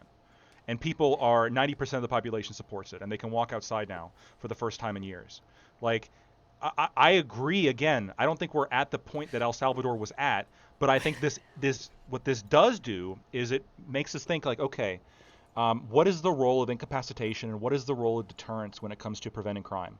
Now, yeah, but okay, do you not think that there might be a slight other problem here, which is just that, there's a lot of reporting, some scholarship has disputed this, but there's a lot of reporting that a majority of Americans supported use of torture after 9/11. But even if that's not true, let's assume it was, wouldn't it be easier to find in your heart some support for torture if every single person who participated in 9/11 and the planning of it and murdering Americans had tattooed on their chest, I did 9/11? Wouldn't that be a little bit different than whatever situation we're in the US, right? So isn't MS-13 literally different in the way that Kristi Noem has used them in her propaganda videos, in the sense that they literally emblazon themselves with the symbol of their terroristic and murderous activities? Isn't that different? It is different. And this is I'm not, like I said at the beginning, like this is I think where the disconnect is, at least with me in supporting this policy, which is, again, if the people going here were like, oh, we confirmed this guy was a gang member, or and he shot 2 people, or we confirmed that this guy shot 2 people, or we confirmed blah blah blah, so now he's going to CECOT, okay, right? But from what I'm seeing is that it's not actually those people. I think it's like 3% or something based on the last numbers I saw. That are confirmed that. It's not a lot. Very low. It was very low based on the reporting that CBS confirmed. Yeah. Or NBC. Whoever does 60 Minutes. I never. Yeah, no, it's CBS. Yeah, it is very few. But that's why I think that what the purpose of this really is it's to deter people from coming to America illegally. And so the real question here is, and I think that maybe only one person on this panel would say yes to this probably, is illegal immigration so bad that we should be making an example so strongly of people who just illegally immigrate in order to deter more illegal immigrants from coming, right? But what's that's your the answer? Don't to that invoke question? Gibbs like that. Am I wrong? I don't think any. Can I ask another question to both But of are you? you You use him to say what I you're don't. really thinking. Okay. Because I don't think so. This is just one example, and it's what we're debating about. So I don't want to go too far afield. But like, it's not just the deterrent of we're going to send you to the torture prison. There are people who are in the midst of a legal process, who are in a perfectly legal application for green card status, or there are people who are here on work visas and things who are also not necessarily being sent to CECOT, but who are being given expedited deportations. And so I'm just curious how you guys feel about that, right? Where we have these paths of legal status, people on work visas or whatever. Garcia? What should be the criteria for just sort of stripping these? And is that a deterrent as well, or is this just part of a general we would like fewer brown people here thing, right? Right, like wouldn't that be a deterrent both. for It's a going through a deterrent legal? for I think this is the problem. Like this is the problem, right? So you brought up the 2018 or 2020 like deal. I think maybe it was 2021. I don't know. Whatever deal you brought up about the bipartisan border. Yeah. Right. Yeah. Okay. They would have Well, funded more immigration hold on. judges Sure, who would have been able to expedite what we're dealing with right now, the backlog. You know, wouldn't that be better? Yeah. So you brought that up, right? I did. Now, I did. I don't know if you recall before that there was another bill, 2016 or 2018, I don't remember which, where they pushed the Republicans pushed the same one but with more stuff, and then the only thing they wouldn't do was DACA because like third of the Republicans were violent, and then they took it to Schumer, and Schumer said not without DACA. I'm taking your word that this is the accurate retelling. I remember this, but yeah, vaguely. So my thing is, like, we did that, and then we get to the bipartisan bill, and then the people down here, like, I live by the border. Like, I from day one was like, this border bill is not enough. I'd rather have nothing than what we're going to get here because it's going to be piecemeal. We're never actually get the problem solved. Like, it'd be better like to have one big crisis and people come in here to see what's happening and then actually solve it instead of drip feeding us help. And like people thought that was a wild take. And then Abbott sent the people to Martha's Vineyard, and all of a sudden now they see this issue. Like, all right. And so fair enough. I think when we talk about this immigration issue, it's the people that don't deal with it on a daily issue. Like, they're not like here being flooded. Like, y'all don't understand what is happening to the extent. And so when we come in here, we're like, oh, like this needs to be handled now. That's very appealing to us because it's like, it's been like a flood, and like what we've been doing is putting a finger in the dike. And like, it comes off as harsh, but it's like this is a real problem that needs to be fixed today, not tomorrow. Like, so let me draw one quick comparison, then I'll shut up for a little bit. I'm sorry, I've been talking too much. But another quick comparison is the same thing that happens in developed democracies after some focusing event like a terrorist attack that spikes support for torturous activities, which I think most of us on here, I don't know how you guys, Lactoid and Gibbs, feel about torture in the abstract, but most of us are like, torture bad, right? But so same thing happens, right? In the wake of some big event, we're like, screw the boundaries, screw the whatever. Like, it needs to be dealt with now, and so that might be something that we should think about. I'm just curious also, Gibbs, I'll give you forewarning, I'm trying to trap you. How would you feel about somebody having their work visa stripped when it was found that they were being paid off by a foreign government to propagandize in the United States? They're not a U.S. citizen, they're here on a work visa, and then the Trump administration helps them get their work visa back immediately. How would you feel about that? I mean, I guess depends on if they're helping. Depends on if it's a person. Depends on if it's a Russian or not, Russian propaganda or not. Is it the Tates or who? Lauren Chin's getting her work visa back apparently, and specifically thank the Trump administration. So I just sent that to you, but I feel like there might be a bit of a double standard on the MAGA side. I don't know. Okay, I'm done for a while. Sorry. I mean, I don't know who Lauren Chin is, but Tenant Media, Russian agent. payoffs. She's a Russian agent. Okay. So, hey, listen, if somebody wants to pay me some money. So, you can't pin Gibbs down, Eucharist. You thought you had him. So, lots of things. One, we're called a lobbyist. He eats bullets for breakfast, okay? I do want to get my friend Doobie back in here. I want more of his thoughts, his insights. But quickly on this this gang thing. So El Salvador dealt with a crushing civil war for decades. It was ugly. And that started off as a El Salvador government backed by the United States, right, versus a militia, right, of these coups, coup attempters, LDRN. who were left wing and backed by the USSR. And there was a big fight. It didn't end, as far as I can tell, until the USSR collapsed. But this was like over the span of almost 2 decades, I think. And it left the country shattered, and with, the government having a tenuous like hold on the nation. Now into that, right, came a group of uh, immigrants, right? So there were individuals who were from the United States, right, who had been living in the United States, who were sent back to El Salvador. So in the United States, in our prisons, we had these individuals. They became MS-13. They became Barrio 18 or 18th Street. Right, those were prison gangs made in the United States. We shipped them back to El Salvador. I guess some of them were originally from there, right? So they're re-immigrating into El Salvador. We sent them into a country that, again, just hanging on by a thread, especially in certain areas, right? Tons of poverty. We sent these individuals there. They grew in power. These small gangs that were in our prisons now grew in power. They had ample space to do so, and they become the terrorists that they are now. Um, Decades, like 2 more decades, go by. Violence spikes. El Salvador, called the murder capital of the world. And like it's like honestly just horrible. Like, I think Electro did a really good job of explaining just like how brutal it was. Really fucking scary. And then in response to that, there are multiple crackdowns. I believe once before Bukele, right? Like Bukele is using a power, from my understanding. If I'm wrong, I apologize. But he's using a power that was given to the government to incarcerate people just for looking like a gang member, right? They like have voted to renew it. and then, I think 46 or 47 times. Like it's up to the parliament, and they keep voting to renew the power. Yeah. Yeah.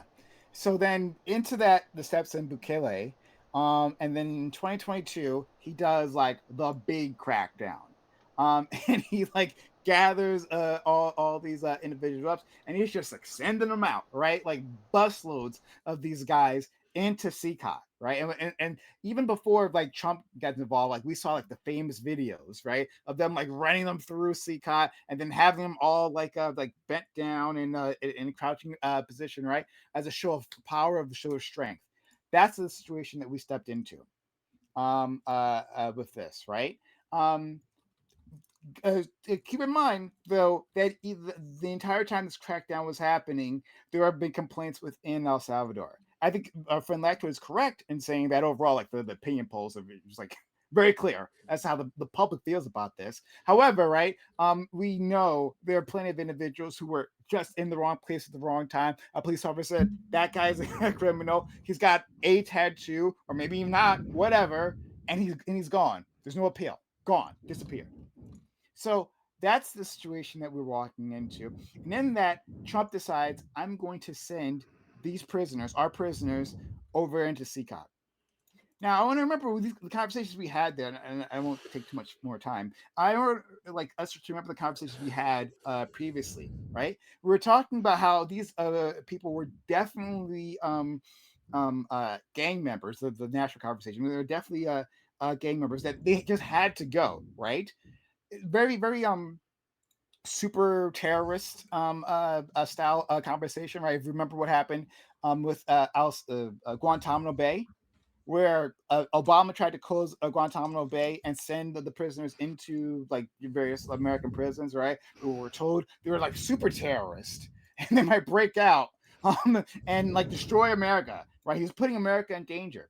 This is kind of the conversation. Well, we can't house them here, so we got to send them there. And also, once they go there, there's nothing we can do. In fact, they're outside of our control. There's no way to bring them back. Some of them have been brought back. Some of them are back in U.S. territory, right? Let's understand what the Trump administration did here. They like sent these people out without due process. We saw like like identifying people by tattoos, even though what was it, Trende Agua, I believe is the one who doesn't use tattoos, right? They were saying these are guys are Trende Agua, but they don't use tattoos as a matter of course, right, to identify themselves like MS-13 does. But just some officers, some ICE official says that they are a part of the gang, off they go. We did that also here in the United States, right? So like when I can't say what the answer was for El Salvador. I'm not going to tell them like what the answer was. You're because, missing one part. God, it was brutal. If I can, you're missing one part. It was about 200 something Venezuelans that we sent over to CECOT. They're not in CECOT anymore. We actually negotiated with the Venezuelans, traded them to Venezuela to release U.S. prisoners. So we that was a bargain. Yeah, that we made with them. after a very protracted legal battle and after paying El Salvador lots of money to take them, right? So I just it's my only point. So to wrap up very quickly, right? It's just that like what's the lesson here?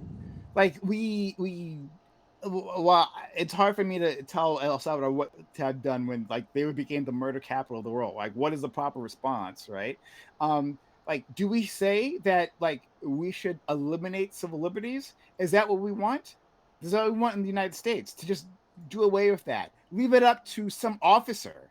I thought of conservatives, they sometimes pretend to be skeptical of police power, right? Do we want to say that these random police officers can just simply decide that this person is guilty and then we ship them off the plane before a judge can even weigh in on it? Is that what we want? Right? And then afterwards, right? Like, imagine if a Democrat had done exactly that. Like, it's crazy. It's crazy. So no, I reject the Trump's use of this president, right? I reject the idea that this is our only option. I reject that these people were so dangerous that they had to be sent off. Most of them weren't. I think they weren't guilty of anything, but that's even itself a separate story. And I think that when we start using these tactics, right, or embracing these tactics abroad, we import them here, and that makes life dangerous for all of us. All of us. Done. Yeah. So on the haven't done anything thing, I will accept that like Gibbs and Lactoid and myself would like to see reforms to the way the asylum system is being handled, but at least one of the people in the 60 Minutes thing was someone who was going through the perfectly legal process of asylum, waited his turn in line, went through the proper checkpoint, then arrived in the U.S., sat for his interview, and then was just thrown in jail. So on the question of like, was he illegally here or not, it doesn't seem that he was, like, at least as far as it was reported and fact checked in that story. But I'll say the most conservative thing I'll say tonight, Prime, on the like why. So Gibbs has his stories from the border. I'm nowhere close to the border, but if I could like give like one example of why people I think might be skeptical of, say, like local police and might be inviting of ICE or DHS to come in general in these situations. There was a really funny story this past year where in my town there had been reports from, so I'm in Tennessee. The Tennessee Bureau of Investigation had released a report that there had been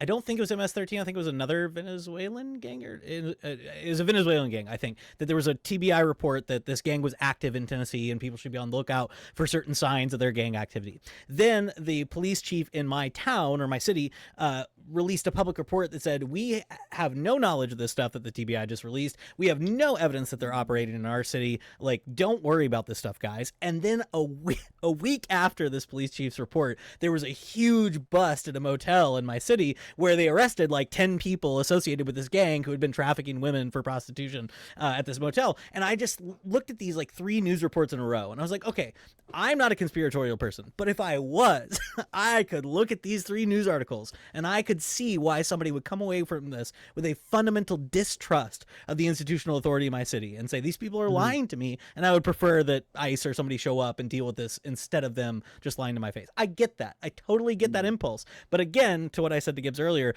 even that impulse I don't think is a good justification for the revocation of civil liberties and everything else. Yeah. So I mean, but you that's like an anecdotal example, but I like, so y'all remember the Aurora, Colorado thing with Trump, right? Well, I was really upset that like he picked Aurora. I wish he had picked picked San Antonio specifically because literally we had the exact same situation you described. Then there was an apartment complex that like basically got taken over, and it cost 200 people their homes. They basically had to all move out, and these are people like a low income side of town, basically because they ended up getting the place condemned, and then the police had to force them to come in. I think they got like 18 people arrested, right, from Trinidad. And after we had just been told this isn't happening anywhere, and it's like I can like look at other places, and it's the exact same thing. They take over like hotels and housing projects in these areas, and they just prey on the community. And like these are people that are coming in literally like whatever. And I'm just like, Trump, I wish you had picked like an actual example. And then I guess turns out I don't know if Aurora ended up being exactly what you described, but it sounds like identical. And so yeah, like when I'm sitting here seeing this on a like weekly or other weekly basis, like yeah, it's a real problem here. And I just like something needs to happen now. Like but okay, I do want to let in Doobie in for a second, but just like in terms of the what happened in Colorado, like the situation is mixed, right? So there was gang activity there. That absolutely was the case, right? But like we also know that like the main reason why like the cops were called in, and the main reason why that there were so many problems at those properties was because like there was a slumlord running it, I believe from fucking Florida. And like these places have been dilapidated, and they wanted to get those tenants out, and like they had been like like identified as a slumlord, right? And they were like there was like litigation happening. It was a whole messy situation there. And so it's and there was a law firm involved, and I think that they wanted to push the story of a gang takeover because it would benefit them and whatever litigation was happening. A very messy, ugly situation there. So like let's not draw too many lessons from that, but not telling that you're wrong, Gibbs, that like there's like lots of gang activity that's ignored. Again, I'm not trying to contradict you there. It's just that Aurora was just crazy. It was well, that's what I was saying. I wish you'd picked like San Antonio, right, instead, because like the situation you described was happening. It's happening here, but it's like he picked one that was like, oh, he picked Aurora because it was like hot button news at the time before like the facts came out, and it ended up being a messy kind of like whatever. And like, well, if he just picked here, then nobody could have been like, that's crazy talk, that's whatever. But it's like, you know what I'm saying? I wish you'd picked a different example, like because what he described is happening. It's just, I don't think it was happening in Aurora, if I recall correctly. So at some point I want to move on to the other part of this story about like the U.S.'s general role in torture, because I think that's a part's important. I have some thoughts on that as well. But before then, GB, like, what are your thoughts on in terms of like a response to gang activity, right? Like gangs exist here in the United States, right? Many of them created from our prisons, but still they exist, and they terrorize people, and some of them may be immigrant affiliated. Well, what should our response be? Isn't a fair response to ship them out? If again, let's assume we're correctly identifying them as gang members. Isn't it a fair response? Let's just get these people out of us. And what difference does it make to us where they end up? So if they're illegal immigrants, I'm not opposed to deporting them if they're involved with gangs, obviously. But yeah, I don't think this seems like unnecessarily cruel. It seems like if they're from Mexico, for example, we should work with Mexico to send them back to Mexico, right? I don't think we need to go the extra step of sending them to the torture prison, right? If they're from Venezuela, I guess we can send them to the torture prison, right? We send them there, and if they want to put them in the prison, that's on them, right? But this seems like that I hate to agree with Nick Fuentes, okay, but I feel like a lot of what Trump has been doing recently, a lot of what MAGA quote unquote has been doing recently, is like performative cruelty, right? It's like you didn't have to agree to Fuentes there. There's plenty of people saying that. I saw that. There's this other like Fuentes clip too. Yeah, it was. Yeah, or there's like this Vice signal, right? It's like fuck it, I'm just gonna do the worst thing possible just because, right? Because I'm that base or whatever the fuck. Like I think it's gross. I think it's a bad habit that the Republican Party needs to wean itself off of. And I think they do it because at the core there's Trump is a massive disappointment. So he does these things to make headlines, to draw attention, it's like red meat, like unironically red meat to the base, right? And I think that we should stop enabling that. But in terms of like gangs within the United States, I think that I mean, that I am for much more draconian laws of punishments for these people, for drug dealers, gang members, et cetera, right? Murderers, all these people. But these are, if they're Americans, it's an American problem. Obviously I don't think we should be sending them to other places. I think that there are a lot of things we currently do to enable the existence of these gangs and ensure that they continue to exist. And I think we need to start doing those things. So hold on, I want to jump 1 second, just like one quick thing, because we talk about how other countries. Let's put El Salvador just to the side, just for a second, right? But we talk about how other countries are so badly run, right? There's massive corruption, and they can't actually control their criminals. Mexico is famous for this, right? Like we've seen like people like literally tunnel out multiple times out of like a Mexican jail. Crazy, right? And like they're literally afraid of being sent to an American jail because that doesn't happen here, right? Like Mexican drug lords, they want to be like jailed in Mexico, not in the United States. So America is really good at imprisoning people. We kind of mastered that art. Why send people to other countries any which way? Right? Like, here's something else that happens. Like when I have the answer. And I'm going to go straight to you. So we have people who aren't gang members, right? We send them out to whatever country, and we know, right? There's a conservative complaint that they come right back, right? Okay, on that note, right, on that wavelength, if we can't rely on other countries to properly punish them, control them, actual criminals, dangerous individuals, right? Then why wouldn't we want to actually just jail them in professionally run, right, very well funded American jails? I'd support so those people specifically. I'd support just killing them, actually, just executing them.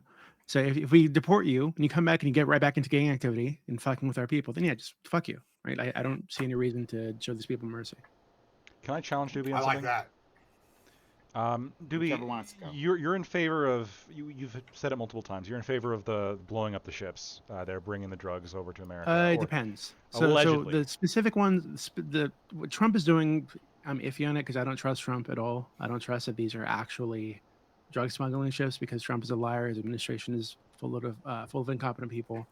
So I don't really trust that. But if it were the case that these were drug smugglers, right, and if Trump wanted to, not Trump, fuck Trump, if some other president was in office that I could semi-trust, and he decided to work with Mexico to take out the cartels or any of these other South American countries to start going after the cartels militarily, I would absolutely support this. Okay. I think we don't treat that problem seriously enough. And that would fit in, I guess, that would be pretty consistent with your position of if we find out they're gang members, we can kill them, but if not, then don't, kind of thing. Well, with the gang, so if they're like illegal immigrant gang members, right, and we deport them, and then they come back and they go right back into illegal activity, yeah, I don't really see any reason to show them any mercy. Did you want to say something, Gibbs? Yeah, I just wanted to say the answer to your question is because capitalism, right? And we have private prisons that are good at holding people in because they competed and we figured out which ones are really good at keeping people in jail. So whenever we have a chance to get rid of some people on the cheap, we're just being capitalistic. El Salvador is running these prisons cheap and doesn't look like anybody's getting out. So this is just like testing the market. I mean, okay. He's not wrong. He's just honest. I mean, that's right? The truth. I think the real truth. He's saying it's too expensive to keep. He's saying it'd be too expensive to keep all the criminals, right? Might as well just fucking deport them. And if we can deport them to a place that we have like some allyship and it's cheaper, I mean, fuck it, why not? It's a win-win and then for we us. then for the big bad guys, we keep them, locked up here. Like prisons are expensive to maintain. Yeah, but like it is costly. The thousands of like middle management and lower, ship them out to El Salvador. Let them handle it. That's they'll do it for pennies on the dollar. Well, I think the other reason, there's two other reasons. I mean, the cost might be a factor. I think the one reason, the obvious reason too, is that in American prisons they're going to have a lot more protections than they would in El Salvador, obviously, since the Constitution's suspended there. Why do you say that with such a grin, though? You get so happy when no, they have less protection. It's an acknowledging. I'm acknowledging the reason why it's happening. Yes, that is one of the reasons why it's happening. I think another one could also be if we send them to El Salvador, we can count that as a deportation. And I think one of the criticisms that Trump has been getting and why there's so much performance around CECOT and the vibe videos that you see on the White House Twitter is because the numbers really aren't matching up to the narrative. This administration's deported far less people than Obama did. Obama was far more efficient at deporting people. Now, in all due fairness, Obama ran into a lot fewer legal hurdles. There was a lot fewer judges that were stopping him. Universal injunctions were not used against Obama the same way they were being used against Trump. I mean, that universal injunctions were really kind of a pretty recent phenomenon. But that being said, there's kind of this perception of, we don't want to hear excuses. We want results. And if your numbers aren't even matching up with Obama, I mean, what does that say about you? I think that's also why they were targeting the work sites a lot as well, because they were trying to boost up the numbers. Yeah, I think that's probably a significant factor as well. You want to get those numbers up to look good. I like what you're saying there in terms of boosting this. I think that's a very good, well said point. But also, goes to the point that the other side have been saying is that these deportations have been bullshit, right? Like they were sold to the American, part of the American electorate as, we're just going after the quote unquote criminals, the dangerous ones, right? But very quickly, they found out there weren't many of those individuals. They just weren't, right? Here's a proof. Like we don't see shootouts with ICE. We don't see that, right? We don't see like massive you see some attacks. We don't see. We saw we saw ICE claim they were shot at, right? They were claimed they were shot out, and then afterwards we discovered they're absolutely lying about that. Did a couple of illegal immigrants literally die because an ICE facility was shot at? No. I think we're premising when they go out to get these people at their homes, or at their workplaces. There's not like a massive gunfight because these are not criminals, right? These are not like gang members who are violent and dangerous. Yeah. And that's the two-step that they're doing. At first we're sold to the American public, the general American public, that these are dangerous gang members, right? Like with the image of MS-13, right? Like burned into our retinas, right? That's what we're sold that we're going afterwards. And then afterwards, they're criminals in that. Yeah, they cross the border. They cross the border, so they're criminals. And that's what we actually meant. We knew you were all lying about this. No, it's a twofold thing, right? So, like, the first, this is kind of where your misconception, right? It's like, this guy got here, he's no longer a criminal. All he wanted to do, it was just cross the border and work. Okay, that sounds good on paper, but that's not what happens. What happens is these guys will cross the border and they'll owe the cartel, the coyote, something.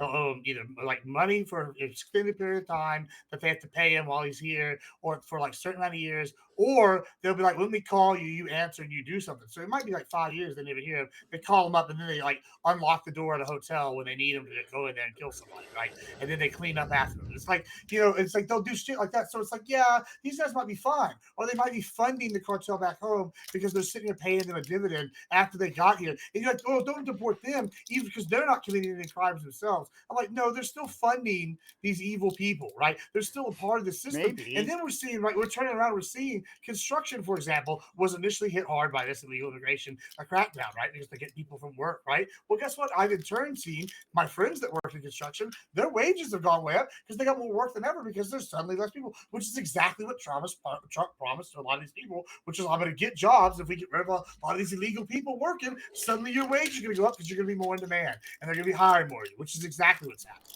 The other win, and I think this to add on to this, the other win I think that just cannot be ignored too is, however disappointing Trump's results are when it comes to the numbers of deportations, border crossings are astronomically down. He has won on that promise. That is undeniable at this point. Even Bernie Sanders has admitted that. So the policies are working to some degree. in terms of that specific result. Right, but the question isn't whether or not it's worked. The question is, are the trade-offs worth it? Right.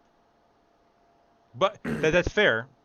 The only reason I add that is because I think it's easy to get caught up in, well, nothing he can do is right. Like, sure. And I felt like I was maybe playing that into that a little bit when I was saying, yeah, he's not even deporting as many people as Obama. And that's true. But when you look at border crossings, right, you see a massive reversal as to what was happening prior. And so maybe his numbers on deportations Gibbs, aren't good, do you see a massive but reversal? On the border crossing? Yeah, this is just numerically No, I'm asking factual. Gibbs specifically. I'm asking Gibbs specifically. Yeah, the crossings are way down. And then the other thing that's way down is like fencing damages to ranchers, like because these guys will go to avoid the checkpoints. So they'll drive through like ranches and dirt roads and stuff and destroy fences. And that's way down, like in the recent years. I think I want to point one thing out. Obama deported many people, but like the border was more porous then. So it's like if you have a flood coming in and you're just deporting people willy-nilly, but you're not stopping the real problem, what's better? Stopping the people from coming and then deporting less people, like at a slower pace and get rid of them? Or is like, what's more effective? I would argue that if you stop the flow at whatever pace you're going, eventually you'll like get the backlog out. But if you have a just continuous flow, you could deport like millions and millions, and it won't matter if millions and millions more are coming. So I guess I want to move on to I do want to at some point like really like dig into this immigration point, but like that's like not the main focus of this topic, right? So I want to talk about torture. Our friend Eucharist within his opening talked about like with the United States, like there is a clear difference between like before 9/11 and after 9/11 in terms of U.S. behavior. I actually reject that idea. The U.S. has been torturing for a long time, right? Like, so when you look at past examples, there was like Vietnam. The U.S. had a torture program against the Vietnamese, and it was awful. It was like a disgusting thing that we were doing. There was also MK Ultra, right? The U.S. Was experimenting and torturing individuals domestically, right? The CIA was doing that. But then also there was the School of the Americas, right? So this is the program we're running to train operatives who went out into Latin America to spread freedom. They did that by like capturing like a group of villagers who were suspected of communist leanings, right? And then torturing and raping and murdering them and dumping them in shallow graves, right? They learned that from CIA operatives who sometimes were literally there at the time, literally part of going on, literally on instructing drugs? them on torture tactics while they're there. And within that, like America had the CIA had a manual. I believe it was the CIA. I can look that up again. CIA had a field manual on how to get information out of resistant sources. Right? It was torture. America has been torturing for decades, for a very long time, and we can go back. We can go further back. I mean, America literally tortured slaves. Like it had like those industrial policy of torturing slaves right, into submission. We wouldn't do that to slaves, right? Would we? Exactly right. Yeah. So like we called like a form of that buck breaking. That's the thing that we did, right? They literally like viciously tortured these individuals who thought better of themselves, as if they had human rights. Wait, that's what America's always done. That's a Tariq Nasheed myth. Got to be careful with that one. Oh, okay, well, we're going to discuss that. But in any case, there have been all kinds of torture. I'll go into. I'm not saying there wasn't torture. I'm just saying buck breaking specifically. That specific one. If there's something that I don't know. Well, that's pushed by Tariq Nasheed, who is like a black nationalist. He's all over Twitter. Let me try to defend my point, and then you guys can tear me apart. I agree with everything you said, mostly. The like CIA involvement in some of these either Central and South American trainings or overseas trainings is call it disputed, but I'm perfectly fine accepting it. There's a series of manuals produced by various defense or intelligence agencies called the torture manuals altogether that I agree exist.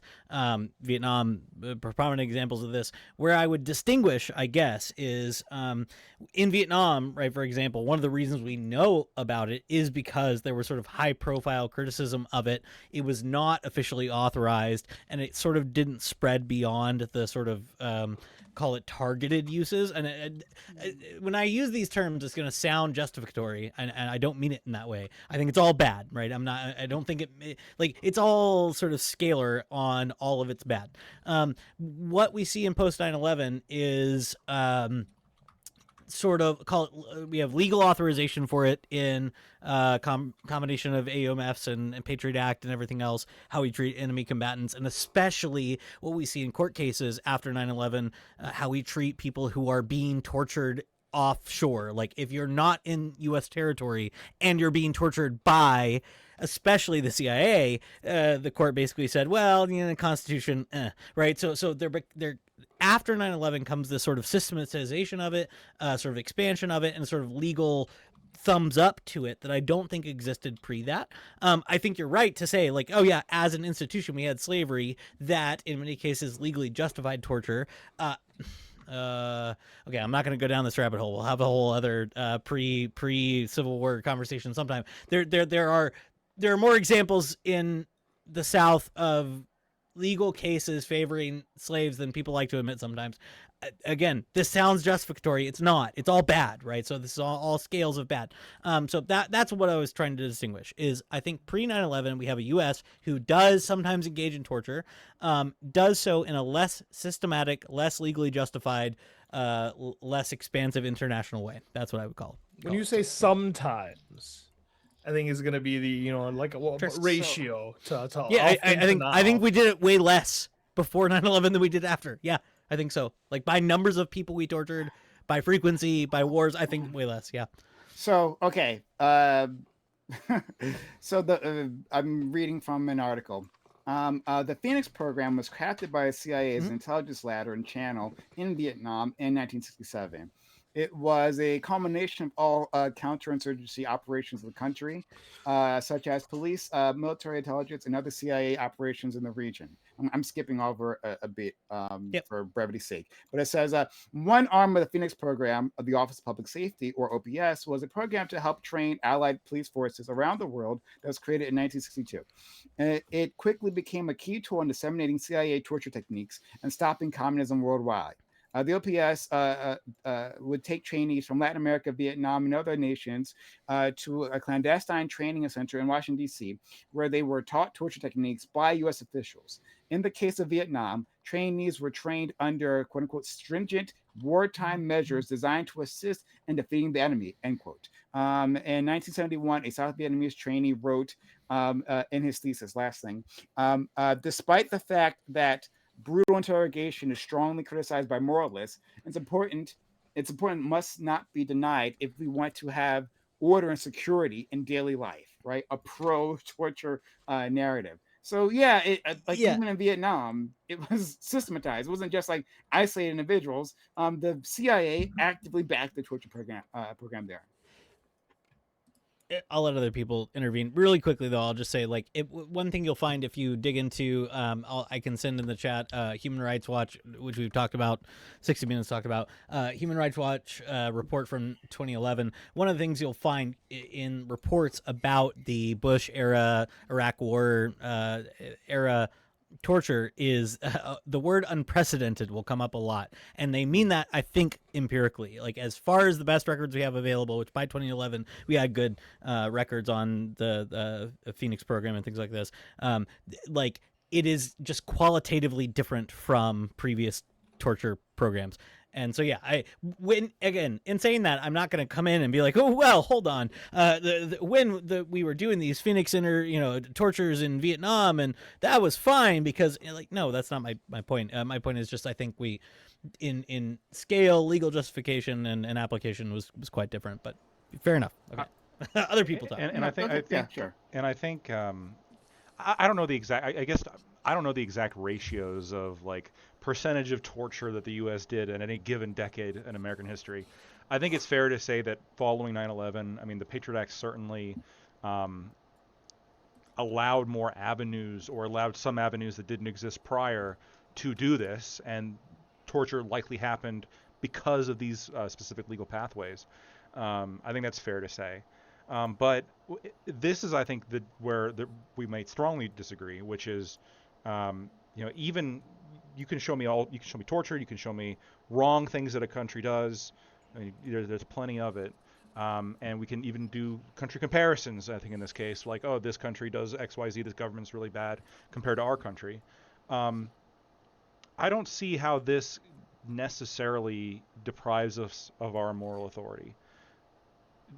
Every great power, every country, and especially any kind of country with the amount of responsibilities that the U.S. has, is going to do this shit, and historically has always done this shit.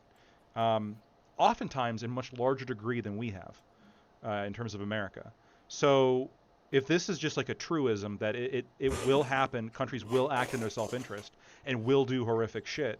But we look at the U.S. and say, well, for all the countries that do horrific shit, the U.S. seems to like be pretty good in comparison, right? We do try to, compare to other countries, minimize civilian casualties as much as possible. Even though we don't perhaps get it right in the types of warfare that we're engaging with, we do, hold ourselves domestically for the most part to like a pretty strict sense of like constitutional rights that prisoners have, with exceptions. Guantanamo Bay that I brought up earlier. So in CECOT, you could, even with what's happening in CECOT to some degree, I think much less so than Guantanamo Bay, but still to some degree as well. But does that mean that we are comparable in any degree to what? I mean, what country would you put us with? China? Well, hold on.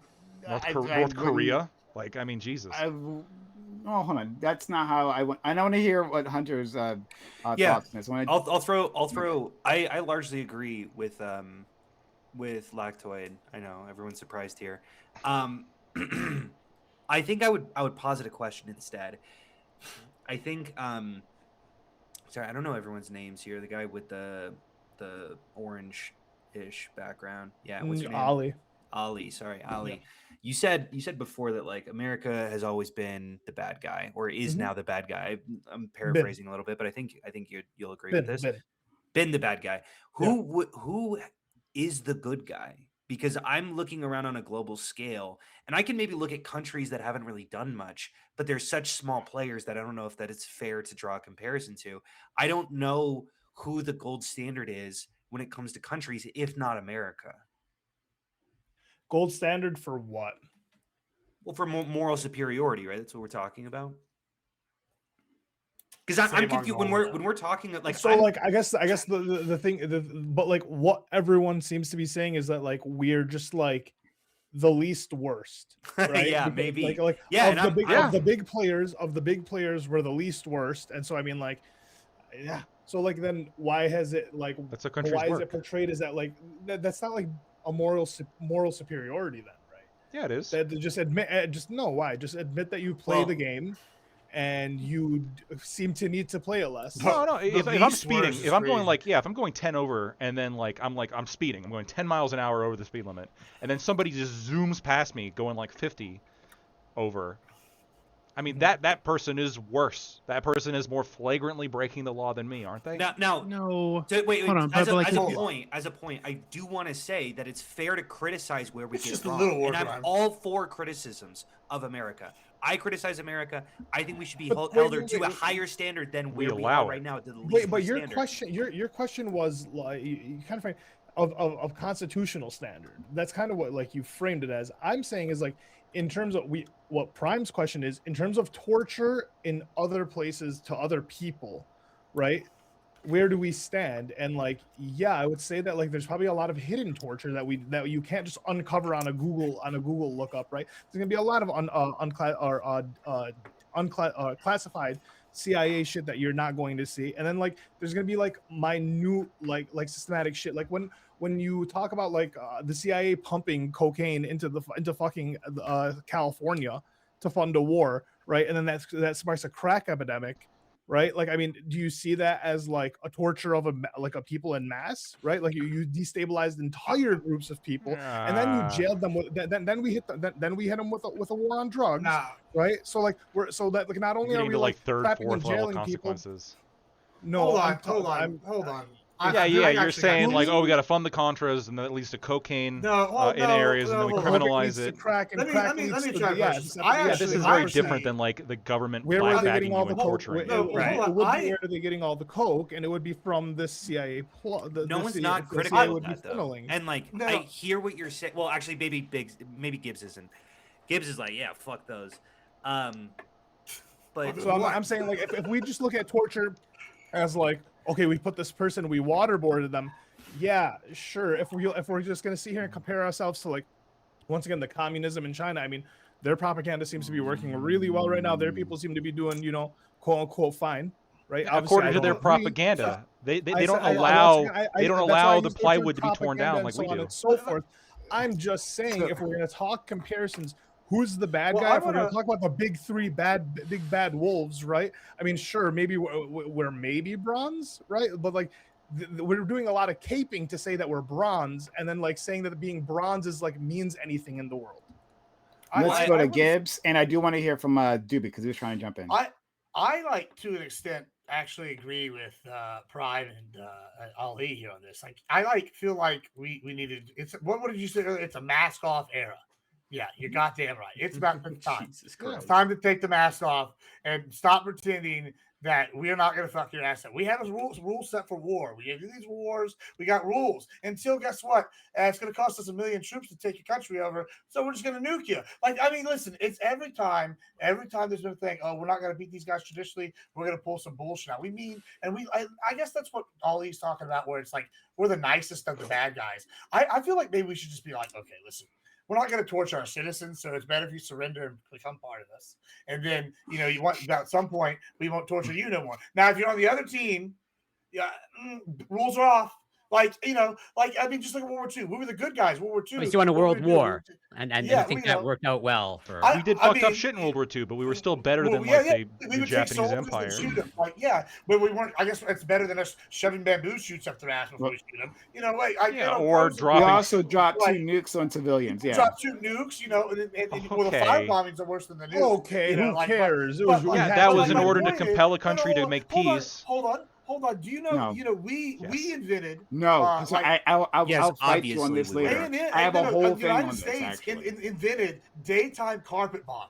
We literally just went in. We invented this. We're not like that. Is the most like crazed, wild, fucked up. 3 countries in the world still allow cluster bombs. It's the United States, Israel, North Korea. Crazy. We're the only ones. You know why? Because we got the B-52s, and we're just gonna cluster bomb the fuck out of you if you like literally push us to our limit. Like, we need to stop pretending that's not who we are. Like, literally Japan, right? What is their image of us? We need to be the American Japan thinks we are. Every anime they got an American's got big old gun, American flags, Patriot coming in, whooping ass. We're literally the world's arms dealers, and we're acting like, hey, we're all these good guys. We're the number 1 arms dealer worldwide. Like, I've never heard anybody go, "Hey, arms dealers are they're great guys." Except for Russia, we traded Brittany Griner to her. They loved him. So I mean, I guess like once again, if that's what we're comparing each other to, hey, then we are the worst people. Like, I don't know why we're pretending we're not. Like, we need to just like embrace this. Because we're not. Like, what I was saying in my opening is that like I know, like you.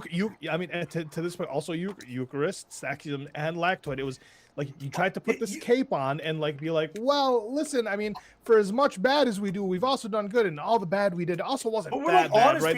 I'm not saying all this stuff there was also some good mixed in with that bad. It's still bad, right? It's still bad, but there was some, there was good, and hey, like that one specific buck breaking, that one wasn't necessarily true, but the other methods, those are probably valid. It's like there's who a were lot the bad of guys in World War II? That's how much Germany, right? Wait, why is it Germany? We did terrible things. Because they were doing the firebombed Dresden. We killed civilians. Do you remember the genocide of the Jewish did people? Something worse. Yes. Yeah, but what about the Russians though? Like, is your comparison always just like they did worse? Wait, hold on. Gibbs, shut the fuck up. Ollie and Lactoid, continue. Yeah, is your comparison the always Russians just did like at this point in time? Shut the fuck up, Gibbs. What about when we weren't? What about when we weren't in World War II and when we were doing fucked up shit? Like, No, is that also? Good? I'm saying the logic of World War II that it was just implicitly true to you that we all recognize. The logic there is what we should apply. All right, like, we did the Iraq War. We should have. At that point in time, we were the bad guys, right? Hold up. We should apply all our Middle Eastern intervention. We're the bad guys right now, right? I think Iraq was a Who else bad. is doing interventions across the world? Listen, please. Is Russia the bad guy right now? Oh my God. I think Iraq. I'm going to address these examples. I think Iraq was a bad idea. I would not call the Iraqi government at the time the good guys in that conflict. I think that Saddam Hussein was not a good guy. And historically, that government was run much worse than the U.S. was for many different reasons. I think that we fucked up majorly with how we ran that operation, and we basically handed that country over to Iran. But in terms of if we're just looking at this from purely, if we're looking, as we did with Germany, right? We had to get rid of the dictator. We had to get rid of. Yeah, Germany was the bad guy at this time, and I don't. Think I understand, but you're saying everyone sees America yes, as I the understand. good guy in the Iraq yes, and War. you're saying that in World War II it was so obvious to you that we were the good guys and Germany was the bad guys. But what I'm saying is that when you take this little sliver of time and then you start looking at the actions of countries over a longer period of time, you begin to realize like we are as a country pretty good as far as great powers go compared to other countries and compared to what we could be. Like, we could have the level of censorship that China has, where we don't talk about the bad shit that we do. We don't talk about the overt concentration camps where we are, literally genociding an ethnic group in Western China. We could do that, but we don't, because we can't, because we hold ourselves to certain rules that great powers historically have not held themselves to. We hold ourselves to certain rules, and I think that's a good thing. We just ally with people. And I think that America should get some credit at the very again. None of this to say that we haven't done bad, but there's this, I think, cynicism that you can fall into when you're doing nothing but focusing on like the specific bad circumstances that America has done without looking at, well, what could we have done bad? What is the good things that this country has done? How do countries operate when you're given the literal superpower status? We got the world by the balls. You know what we could do and that we're not doing? I also want to throw in the fact what could we do that we're not doing actually? Sorry, 1 second, sir. Before you do That's that, right. That's what Gibbs wants us to do. Ask Gibbs. Everything that Gibbs stands Hunter, for. make your point. I do want to let him do afterwards. I think that not being nuanced about this, like the way that Ollie is approaching this, where he's so overly critical, is really like honestly leads to harm being induced in America. Because if we make these blanket statements about America where we're essentially all bad, we don't allow that gradation. So then when things get worse, we can't call it as it is. Does that make sense? If we see everything as black and then things get a little bit grayer, then you can't say that that's good anymore. So it doesn't matter. And I think that that's my issue. When we're talking about the ways that we can make our country better, we have to acknowledge where we're good and where we're bad. And when we make these blanket statements, it doesn't allow us to. Yeah, but that was Doobie's point in his opening, is that we claim to be this thing because we do all this cover up and you like to see the silver linings through the clouds, which is nice. But then we don't ever actually get to the point where like Doobie's saying we shouldn't be doing these things, or we never get to the point where we actually aren't doing these things. And that's kind of like the issue, is like, and seeing the silver linings. Obviously, I'm an American, so I'm going to be critical of my country and how it acts towards the rest of the world, right? Like when Lactoid brings up Iraq, my comparison isn't going to be like Iraq, but I'm pretty sure the citizens like that got killed would not sit here and opt for like America being like the hero. No, for sure.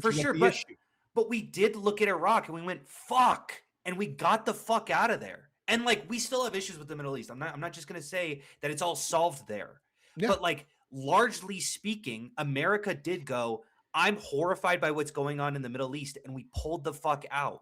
After hold on. I know. I want to learn. Are you fucking for real? Do you think that what we're doing right now in the Middle East is as bad than what happened in 2004? 1 second. Doobie, you wanted to say something before. I want to give you space. Like this is what I'm talking about. Like nothing good can happen Doobie. when we really try to focus on making things better in the Middle East. Doobie. Hi. Yeah, I think it's a lot of cope, to be honest with you. So we don't need to go to the 2000s, right? You can go to like the 90s, right? The sanctions that were placed on Iraq that I think at the time there was research that said it's led to the death of like 500,000 Iraqi children. Right, this package of like sanctions that was imposed on Iraq. And when this was brought up to, was it Madeleine Albright? She said that it was worth it. Right, this was for the exact term, but she said like in other words, it was worth it. Right, this is like it's worth the cost. Right, 500,000 children, just for the children, by the way. I think the total death was like over 1 million people, right, who died as a result of these sanctions. And those sanctions lasted until 2003. Right, so I don't know how we get off on saying, oh, we're so moral, or we're better than the other guys, when our policies have caused the deaths of millions of people across the world for decades now. I mean, yeah, we can look at China, we can look at Russia, and things they've done within their own countries and how they've oppressed their own people. Yeah, you can look at North Korea, and God knows how all the ways that they oppress their own people. But we've done this to people across the world, thousands of miles away, who are no threat to us, right, for fucking decades, to benefit ourselves financially primarily, right? In some other cases, we've strategically destabilized countries for other countries' best interests, right? Because we want to have Israel be a hegemon in the Middle East or a power in the Middle East, so we can use them to influence the region, yada yada, right? We do terrible things all over the fucking world to benefit ourselves primarily, right? Not to help the people, not to spread democracy, not to whatever the fuck, not because we give a fuck about rights, but because it's going to benefit us financially. Not even us. I say us. I mean the wealthy, the government, these massive corporations that create military hardware and sell it. That's what benefits, right? It's not really benefiting us as in like the average American person. So I totally understand this feeling, right? The wanting to say that, oh, we're the shining city on the hill, right? As Ronald Reagan put it. I think I want to be that, but we're not, and we haven't been for a very long fucking time. I don't know if we've ever been. I don't think we've ever been that. Sure, right? sure, but hold on. But I think saying, oh well, yeah, we've fucked up a few times, but Saudi Arabia exists. So I mean, how many people Saudi Arabia killed in the last 100 years? Like, what about fucking North Korea, China, right? And I don't mean like their families or whatever. Regimes have they toppled? Yeah, exactly. Like how many nations has China destabilized and caused and sent into conflict or caused like massive refugee crises? That we've done that. How many terrorist groups have we caused? Millions and millions of lives on our hands. So we just need to be honest about right now on the global stage. America is not a force for good, and it has been for a very long fucking time. I think what my specific issue is when me and Lactoid talk about these issues, and by the way, it's weird and refreshing to finally be on the same side. Like, I don't think you actually are, but we'll find out. Maybe. I'm sure we disagree on a million things. We know this, but I think that when we talk about these issues, we're like, yeah, that was fucked. That was fucked. But I don't hear you guys. It to me, it shows a certain amount of bias. Like, we end in the genocide of Albanians. Like, that's also something that I don't hear hyped up. We're funding the genocide of Palestinians. No, wait, hold on. I agree, but like, what the fuck? Okay, that cancels out. I'm not saying it cancels out, but like, why don't you talk about both? Why don't we talk about both? We can talk about both. No, but you're not allowing me to, because I'm saying, hey, it's a nuanced perspective here. I'm trying to talk about both issues. I'm trying to talk about the good things that we did in the world too. Yeah. And you're like, no, we can only talk about that. And I'm saying, I don't think that worldview is helpful. I don't think that we can get anywhere as a country if the whole perspective is just we suck. That's what the conversation is right now in this little prompt is, does America love torturing people, right? We're having a conversation of if America has a problem or has a fucking fascination with torturing people and then shutting up about it, sitting here and claiming that we don't do these things, sitting here and saying who the fuck are you talking constitutionally sound we You're are. not talking to anyone. I agree that we tortured people in Gitmo. I agree that we tortured people in Vietnam. I agree that we have had a horrific history of genocide and the detriment of people. I agree. Like, that's what the conversation is. But what you're doing is, hey, I agree with all of these things, but also we're kind of the best at being, like that. I'm just trying to have. That's why we're having this back and forth. That's why I'm trying to have a conversation about our foreign policy that's a little bit more nuanced. Okay, and I don't think it's helpful to only focus on the things that contribute to your perspective. What country should we be more like? Can I ask? One second. Ali, Canada. So one second. So you think America with 320 million people, with the power that we have, we can be like Canada? Yeah, I think so. You, I don't think there's any necessity Be for us like to China, go be into destabilizing insular. countries. be like China. Or that, right? Be I don't think insular. there's I'm not any saying necessity act for us to like go around China. You said destabilizing be like. countries and No, causing fucking terrorist groups to rise up and like. But there's no reason for us to do this. Like really, it doesn't benefit us at all. No, Go stop. ahead, We, Doobie. no, we are comparing But- countries to countries at this point. Hold on, just really quick. You can't just like funnel out just the good of China and say, well, You don't need just be to- the good. No, I'm not even saying just the good. Right, hold on, but just really quickly, because Hunter, you mentioned the Albanian genocide, and interestingly, I don't know if that's officially been labeled a genocide. I don't know if that's been determined, but I see that you want to call it a genocide. So I'm actually really curious as to whether or not you think there's a genocide in Palestine. Yeah, I think that most historians agree that it's a genocide. Awesome, thank you. No, sorry. Are you talking about so the reason the, this is interesting to me- are you talking about the Palestinian genocide currently, or the other one? yeah. Yeah, Palestinian. Yeah. Oh, I was making sure. Okay, great. Yeah. Okay. Yeah. So it's interesting. So I'm I agree. I'm It's a good largely thing- it's a good thing to pro-Palestine. I stop- think Hamas is fucked. I think it's a terrorist organization, but I also think that there's a genocide of Palestinian people. Sure, I think Hamas doesn't care about the. I was just Palestinian confused when you people, said historians. But But go I ahead. do. What do you mean? Yeah. So I was so confused when you said historians. Historians. Yeah. Oh no, I think it's I think No, that, I don't. It doesn't. I have to do the whole thing. I just understand. I was confused. sure, That's all I was whatever. saying. Yeah, right. I'll So concede I- that. Yeah, I'm happy. So I agree. go I there. agree that it's good that we stop that. Right. I 100%. I think it's a good thing that the United States did. We do some good things sometimes, but that was like what? Like, I don't want to downplay how 20 years terrible ago? this is. No, not even. I'm not talking about the time. I mean the amount of Okay. people killed. It was like what? Like 10,000 civilians or something like this. It's like a terrible that all these people died for sure. Right. There was a fucking mass rape and systemic rape and destroying of like entire families and villages. Like it was fucking terrible. Mhm. But if you put that into context of 10,000 Okay. people dead, we stopped this, and then we look at Iraq, 500,000 children killed through sanctions that we imposed, and we got Hold the on, world hold to on. impose. You can't Like, play this is that pretty- game. You can't. It's wait, not hold a on. game. No, I no, don't. no. This is not a game that I'm playing. Come on. No, but Look. this is not. It's not. What I'm telling you is that these. Yes, we can say, oh, that's a good thing we did, but then the bad shit we did is so much worse. Wait. It's you so can- much you- worse. If you're putting these into perspective based off of the quantity of the amount, that's fair and that's fine. But I don't know why World War II is not immediately invoked that killed 20 million people that I would say, primarily stopped. We can, Yeah, we that's a could good thing. think. It's a good thing that we got involved in World War II and stopped maybe it. the right- Okay, It's but not that my might. But primary if you're saying okay. if you're saying that the genocide of the Albanians cancels out because of the current genocide of the Palestinians, No, then hold why on. doesn't the genocide of the Well, I think- Palestinians cancel out when we stop the genocide of the Jews? Like Okay, I don't because understand this I don't perspective. think pre World War II. I don't think the United States was a global hegemon the way that it is today, or post World War II. Right? I think this is like a very different world post World War II. And since Wait, World whoa, War Doobie, II, why does that matter? Right. because post World War II, we have far more influence, far more military power, Uh-huh. far more status on the world stage, far more. So, and what we've used it to do. This was my I think it's criticism of been you earlier. primarily We said we terrible, should be more like ter- Canada. Bad for the world. Yeah, if we were like Canada well, and had no global influence, we well, would maybe operate on different rules. Let's go to one of your Canadian brothers, right? Let's go to Corey and then let's go to Gibbs. Just maybe a quick question. So Lactoid, do you view the cuts to USAID as morally good or morally bad? Morally good. Okay. And Staxiums, are you on the same page? Yeah, exactly. Exactly. Yeah. No. Oh wait. Hold on. Obviously. Wait. Hold on.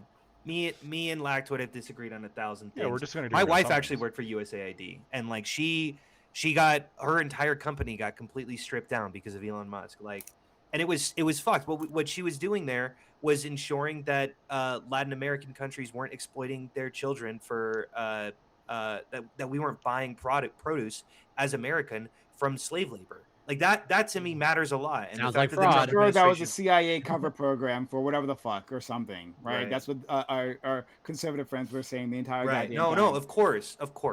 And Like, just- I'm horrified by the cuts in USAID. I think it I killed. told you you're not on the same Oh, wait, page. wait, wait, wait, wait, No, wait, no, wait, this- wait. Corey. But we can't talk about the cuts in USAID without talking about how fucking awesome it was that we had USAID, that we had an organization that was focused specifically on building up the third world countries, or sorry, the global south is the correct term, to build up the global south so that they can have a functioning democracy and a functioning economy. That to me matters.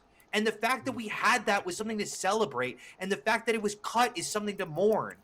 I don't disagree with you. That's why I was trying to highlight you get on the same page as No, Lacto. but that Corey, that can only come with the nuance with saying that we're doing good things right now. Here's the problem, like Corey. Here's what you're missing. When Staxium said that he agrees with Lactoid, he's not saying that he agrees on everything. No, right. I know. And I would say that even with U.S. aid being funded, we are still better than other comparable powers. So it's not like, on the principle of, can we take a nuanced position of a country, look at the level of hegemony it has in the world, because that does have to be factored in. Doobie's already admitted that, right? A country that doesn't have the power to do anything good or bad. Well, yeah, they're not going to have a ton bad that you can really point to. Yeah, what the fuck has Fiji ever done that's bad? Yeah. Oh, yeah. Fiji couldn't invade Germany and stop the Holocaust. Yeah. Okay, yes, I concede everything you said. But what I'm trying to highlight is just given that recent event, it's like you both, unless I'm misunderstanding your answers, you literally both want to go in a morally different direction, as in Staxio. Yeah. So no, I know. I would not say that's the same page fundamentally. Okay, let's go. We gotta let in some other people. No, that doesn't go towards the agreement that you can't just hyperfixate on America does bad thing ABC, and then therefore we are bad, as opposed to, well, America does good thing XYZ, bad thing ABC, and is in the position to do X, F, E, other whatever. Letters. Yeah, other all letters. the fucking letters. If this is your point that me and Lactoid disagree on virtually everything else, of course we do. I've made that. I made that explicit. The vision that you have for a morally good America is fundamentally different than the vision of a morally good America of Lactoid. Probably, yeah. So I wouldn't say starkly different, but yeah. Let's go. Sorry. Let's go to Gibbs. Go ahead, Gibbs. So I was going to say, me and Gibbs are starkly different. Yeah, I actually agree with most of Doobie's assessment on like what went down with Iraq, right? Like, I think that the difference where Doobie and I disagree is what we should do with the force that we have. I think it matters that we're the global hegemon, right? And I think that when we sit here and talk about Iraq, right, Saddam was sitting here, he was the like El Jefe of basically the Ba'ath Party, right? They were trying to bring this across multiple nations. They're building up their power base, right? This is something that he wants to get going.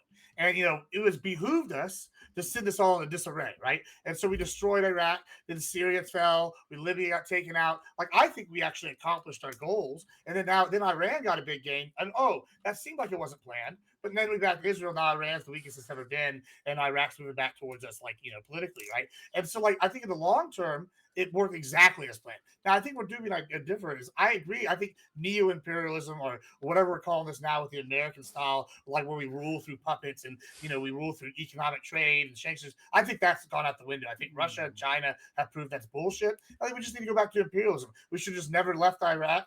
I think looking back, we should have never gave the countries back in the after World War II. And I think these people would have benefited from being Americans now, as opposed to whatever they got going on. Yeah, I think that's what you're a true Republican, Gibbs. I want to. All right, so I want to get this in, because we're coming up with the end of our regular time. We can keep talking afterwards if you'd like, but we're coming up on the end there. So I just want to get this one thing in. So I feel like both sides are trying to take up positions on both, take both sides of the argument when it's convenient for them. A consensus that I think we are arriving at is that there are no really good or bad countries, right? Like, we're talking about like a scale of bad, right? I think everyone has landed on that. That the world is full of gray, right? And we are somewhere on that spectrum, and maybe not on the farthest end. That might be the case, right? But we're somewhere there. And so I would agree with that. But like, there is the big talking point that, well, the U.S. could be doing much worse. Well, of course. Well, first of all, any particular power could always be doing much worse. The Nazis could have been doing a better job of what they were up to, right? But they didn't, right? But whatever. I don't think that's necessary. Is it shows how amazing we are as a country, right? However, I think America is unique. I think it's unique in its position in history, like being a hegemon that is theoretically, right, answerable to its people, right? Like, we have a democracy, supposedly. We have a democracy, and whatever administration has power and doing whatever fuck shit it's up to, right? Like, theoretically has to answer to the people in a way that I'm not sure any other hegemon has before, right? The UK, the British Empire, is actually a weird middle ground in this, right? That might be the other exception in history of the British Empire, but like, I don't know enough about that to make much statements on it, so I'll leave that one aside. But other than that, right, it's just been like motherfucking kings, right? Like, just doing their thing, right? Emperors doing their thing. But for the U.S. though, that doesn't mean that we aren't doing a lot of awful things. That, like, a lot of that we literally just export to others. That's what the School of the Americas was, right? Rather than having American military operatives doing the torture themselves, right, to keep the world safe from communism, right, and by that they meant, right, specifically keeping America's sphere of influence in the West, right, within the Americas, solid, making sure Russia never got a foothold. But so while we were spreading democracy all over the place, right? Yeah, we were literally dismantling individuals, right? There are reports of villages where they just raped like their way through them, right? Like preteen girls being raped by U.S. backed operatives, right? And then after the raping, or maybe even before, they were stabbed, they were bayoneted. like it was like awful things we did to these individuals. Those are backed by the America. When we want to do our torture programs, right? We specifically, not even talking about CECOT, right? We in terms of the Bush administration, we exported that to nations around the world. Those were the black sites. Remember that, right? That's what we did. We did all the bad things, but we exported the violence. So I think the reason why America grabs onto this mythos, why it's important, is because it's necessary to placate the people. The people can't understand the level of violence that we commit in the world, right? Like, the people just like can't do that, because I think Americans, by and large, are like good and decent human beings. And since they, again, theoretically have a say in the government, and we have a media, right, especially a mass media in the modern age, right, that simply did not exist previously for previous empires, where we can beam images, like what happened for Vietnam, right? That was a huge thing. We're watching the girl running out of the forest, literally on fire, right? Once we have those images, like, that changes the game for how a government interacts with its people. And I think the American government is like navigating that in a way that no one else has before. But that doesn't mean it's good necessarily, right? And that doesn't mean that like all the other things it does necessarily excuses that. I think who are you talking to? Like, no one's. I don't think anyone's excusing it. Excusing what occurred. Like that. That's what I feel like. You guys are coping about what happened by saying, like, well, I mean, look, see, Lactoid just got annoyed. He's like, well, look, the issue is like one thing. The conversation is we're talking about torture. And everything that's been run from everyone is like, yeah, we did this, but also look at the other good shit we done. And then when any one of us has shown like, well, this good thing was either not really that good, or it's masked by some bad, like, worse thing that was happening, you got annoyed, right? That was like the issue. Well, okay with it. My question is, how is Trump bad? If, like, because I would say he's bad because he's tearing down a lot of our institutions, and he's wronging a lot of rights that we did. He's tearing down functions like USAID. Like, doesn't that force us to say that we did maybe some good things 5 years ago or before Trump? And things aren't constant. Wait a minute. America can be better than it was at other points in times and worse, right? Like, all I'm saying is, can't we acknowledge that we have done good things? Yes. Sorry. This is what annoys me, right? This is what annoys me is that like this like centrist bullshit liberal nonsense of like, well, good things have happened in the past, right? Yes. And why aren't we talking about the good things, guys? Right? Like, let's focus on the positive. No, we understand that. We get that, right? We're talking about the torture. That's what we're talking about. We understand that America isn't all one thing, right? Like, hold on, Ali, do you think America is all one thing? Do you think it's all torture all the time? Is that what you thought? I think, Ali? No, but I don't hear you talking about the good things, so I don't know how helpful the conversation is. I don't hear you Prime. celebrating America, I right? talk about you talk about a cel- centrist policy. I talk about the shit that we're doing and the horrible, fucked up things that we're doing all the time. Yes, so I don't. We all have praised America at some point in time. I don't know if you guys have. I don't know if you guys have. Okay, great. Hold on. Okay, hold on. If you thought here, right, that the people here never at any point in time praised America, that this might be the first time, I'm going to correct you. This isn't the very Dewey has a first literal time American in our flag as his lives that background. we praised America for doing a thing, right? In fact, I was the one arguing with Lactoid, arguing with Scott when he was here, arguing with Gibbs, right, about USAID. I thought that was a good thing that we were doing in America, that America was doing. That was outputting, right? Whatever your wife is doing sounded pretty base. No, but right? That's a good thing. But yeah, I feel like we only talk about it when it's never gone. happened. I don't hear you talking about like that America has done Prime, a positive I thing need some to more check time. you. Like that's what we've been holding up this conversation for. It's bullshit. I just don't feel like we're talking about it unless it's gone, and that to me feels like a non-starter. What the fuck? Prime, What the fuck? Prime, What are you Prime, talking can I about? have a second just to like explain? So in the prompt that you gave us, I'm going to read here directly what me and Staxon's been talking about the whole time that we feel like you guys are just like not acknowledging. Yes, I agree. Below us, there's a title here that says, "Does America love torturing people?" And we have spent plenty of time talking about specifically, yes, it does. Here are the specific circumstances, and here's why it's bad. But that wasn't it to the prompt. Quote, so much of America's self-perception rests on having some sort of moral high ground in comparison to other major powers. In your opinion, has this ever been true? Is the U.S. at all better than its rivals? That was a question that we are talking about now. Has the U.S. ever been better than its rivals? Do we have any kind of moral high ground? And our answer is that for these questions, yes. Compared to our rivals, is Fiji a rival? Yeah. No. In regards to torture, compared to our rivals, wait. Yes. Hold on. Stop. In regards to torture, not in terms of the treatment. Whenever there's been a rival, torture according to the fucking Russia. Yeah. Whenever there's been a rival, we have been better than them. The Soviet Union did it worse than we did. China does it worse than we did. What rival? What American rival? China tortured its own people. Russia tortured its own people. And it tortures other people. That's Ukrainians right now. What the fuck? Destabilize and gone to war with. Go ahead, Maddie. Go ahead. Yeah, just explain. So explain how we're better than China, right? Because my understanding is that China has not been involved in destabilizing God knows how many countries over the last 20, 30 years, killing God knows how many people, creating terrorist organizations, funding them, and then arming them, and then using them as an excuse to go to war like a couple of decades later.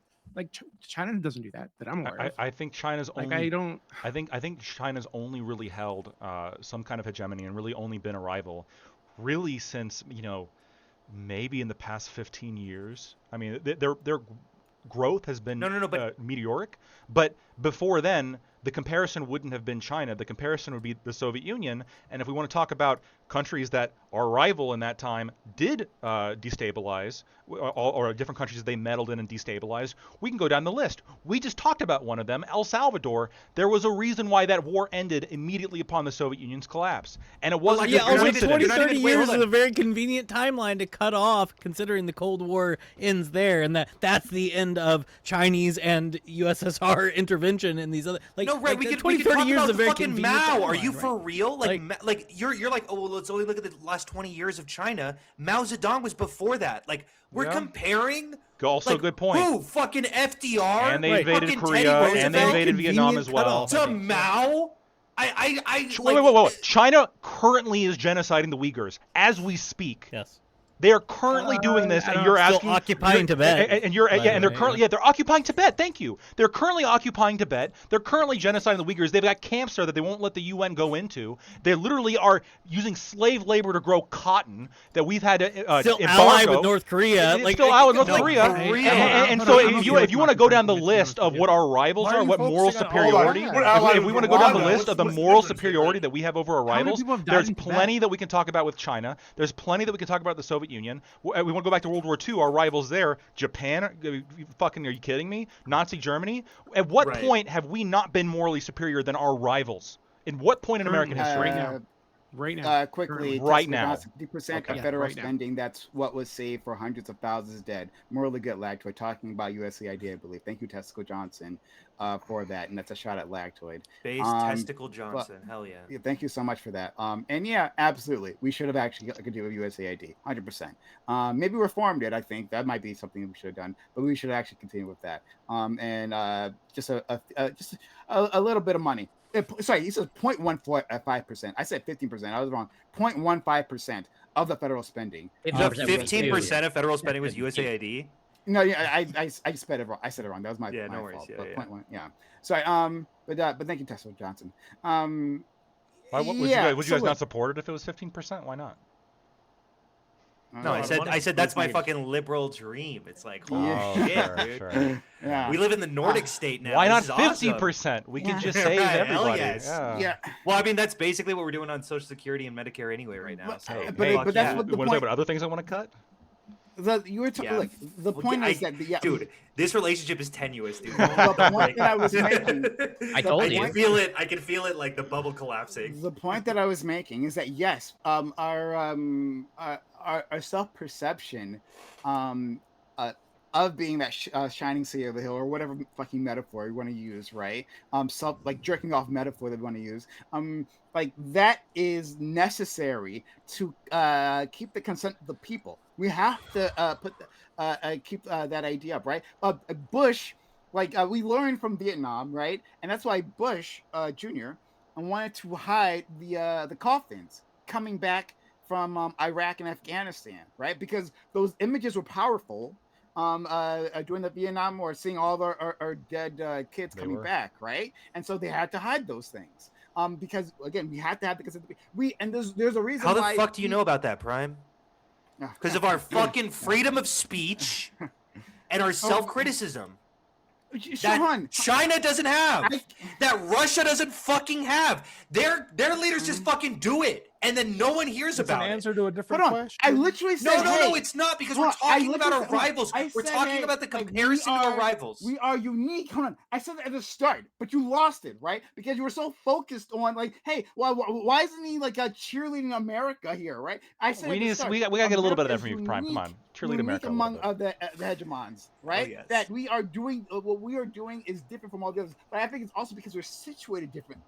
In history, not that we are uniquely moral, right? But the individuals in charge, right? Our administrations are uniquely vulnerable to the people in a way that other hegemons, right? Other past major powers haven't been. But right? that was obviously, so I can acknowledge that. But that was built by the. Like, weirdly enough, that was built by the leaders of the country. That was built by the founding fathers. It was built by the administration to be self-critical. Like, there's a weird sort of self-reflection that America almost uniquely has as a major power, and that to me is fucking awesome.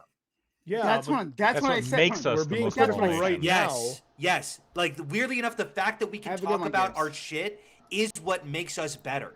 Yeah, hold on, sorry, but we can't rest on like this idea of freedom of speech forever, right? Like, oh my God, hey, I agree. We are having the conversation. I'm fully with you. So then we all acknowledge freedom of speech is a thing, great, and we all acknowledge that, like, for many other nations, they don't have that, right? Now we can see our freedom of speech actively be eroding at this point in time, right? I agree. That's what makes Trump so fucking awful. But still, we acknowledge it. Okay, right? But then we can focus on the actual I'm with it.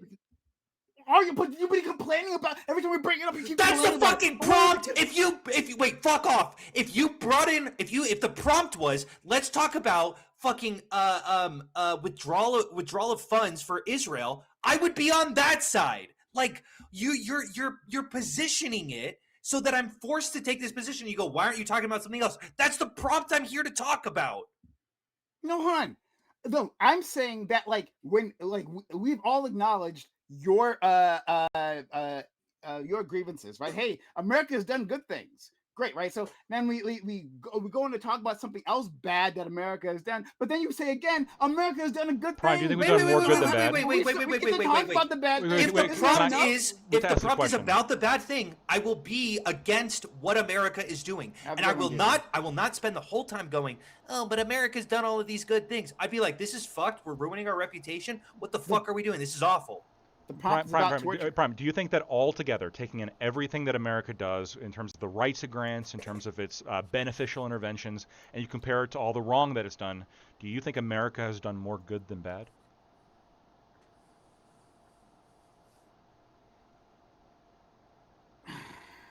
Don't lie. You For think it's its bad? people, sure. No. But globally, we'll talk, including its own people, but also including everybody else. My problem with the question is like how do we tally this up, right? How do we compare? However you do it morally, your own subjective measurement of morality. Hold on. My problem is that like it depends on who we're talking about. In terms of the Native Americans, no, probably not actually, right? They genocide those people. They're gone. Most of them, sorry. Holy shit. They're gone. They're all gone. If we talk about all the countries we've knocked over multiple times and like continuously ascent in a spiral of violence, no, probably not, right? However, if you talk about how we've not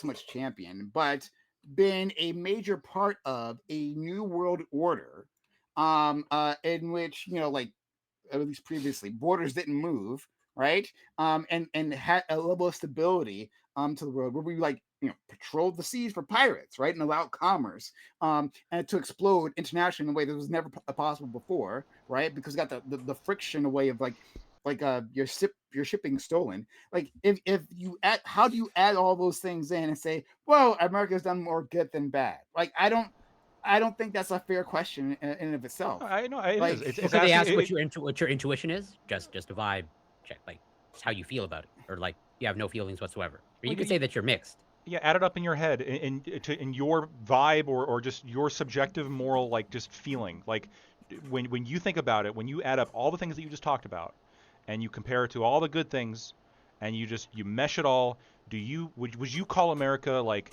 well, that's a good person, or like that is a good thing, that is a beneficial project? Would you say it's more good than bad? If you want me to make it a person, anthropomorphize it, America's a fucking sociopath. Absolutely. 100%. A sociopath. Thank you for answering the question. I don't know why that took so fucking long for you to answer. No, hold on. Is there any country that you think is not a sociopath? Hunter, I'll take as long as I fucking want to answer the goddamn question. I'll take as long as I want to work out like my moral Is there any major power that's not a sociopath? No fucking problem. No, but you knew that to begin with. No, I didn't. You knew that you felt that America is anthropomorphized was a sociopath. No, don't put fucking words in my mouth. Hunter, I'm telling you. Okay.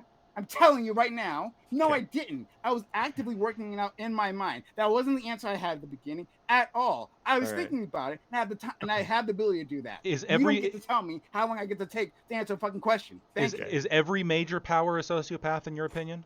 If they were anthropomorphized? Probably. Probably. Okay. Now, if we laid out all the sociopaths in front of you, sociopath. Yeah, if we laid out all the if we laid out, because again we're comparing to rivals. If we laid out all the sociopaths in front of you, which sociopath would be the least sociopathic in your opinion? Which one are you locking yourself in a cell with?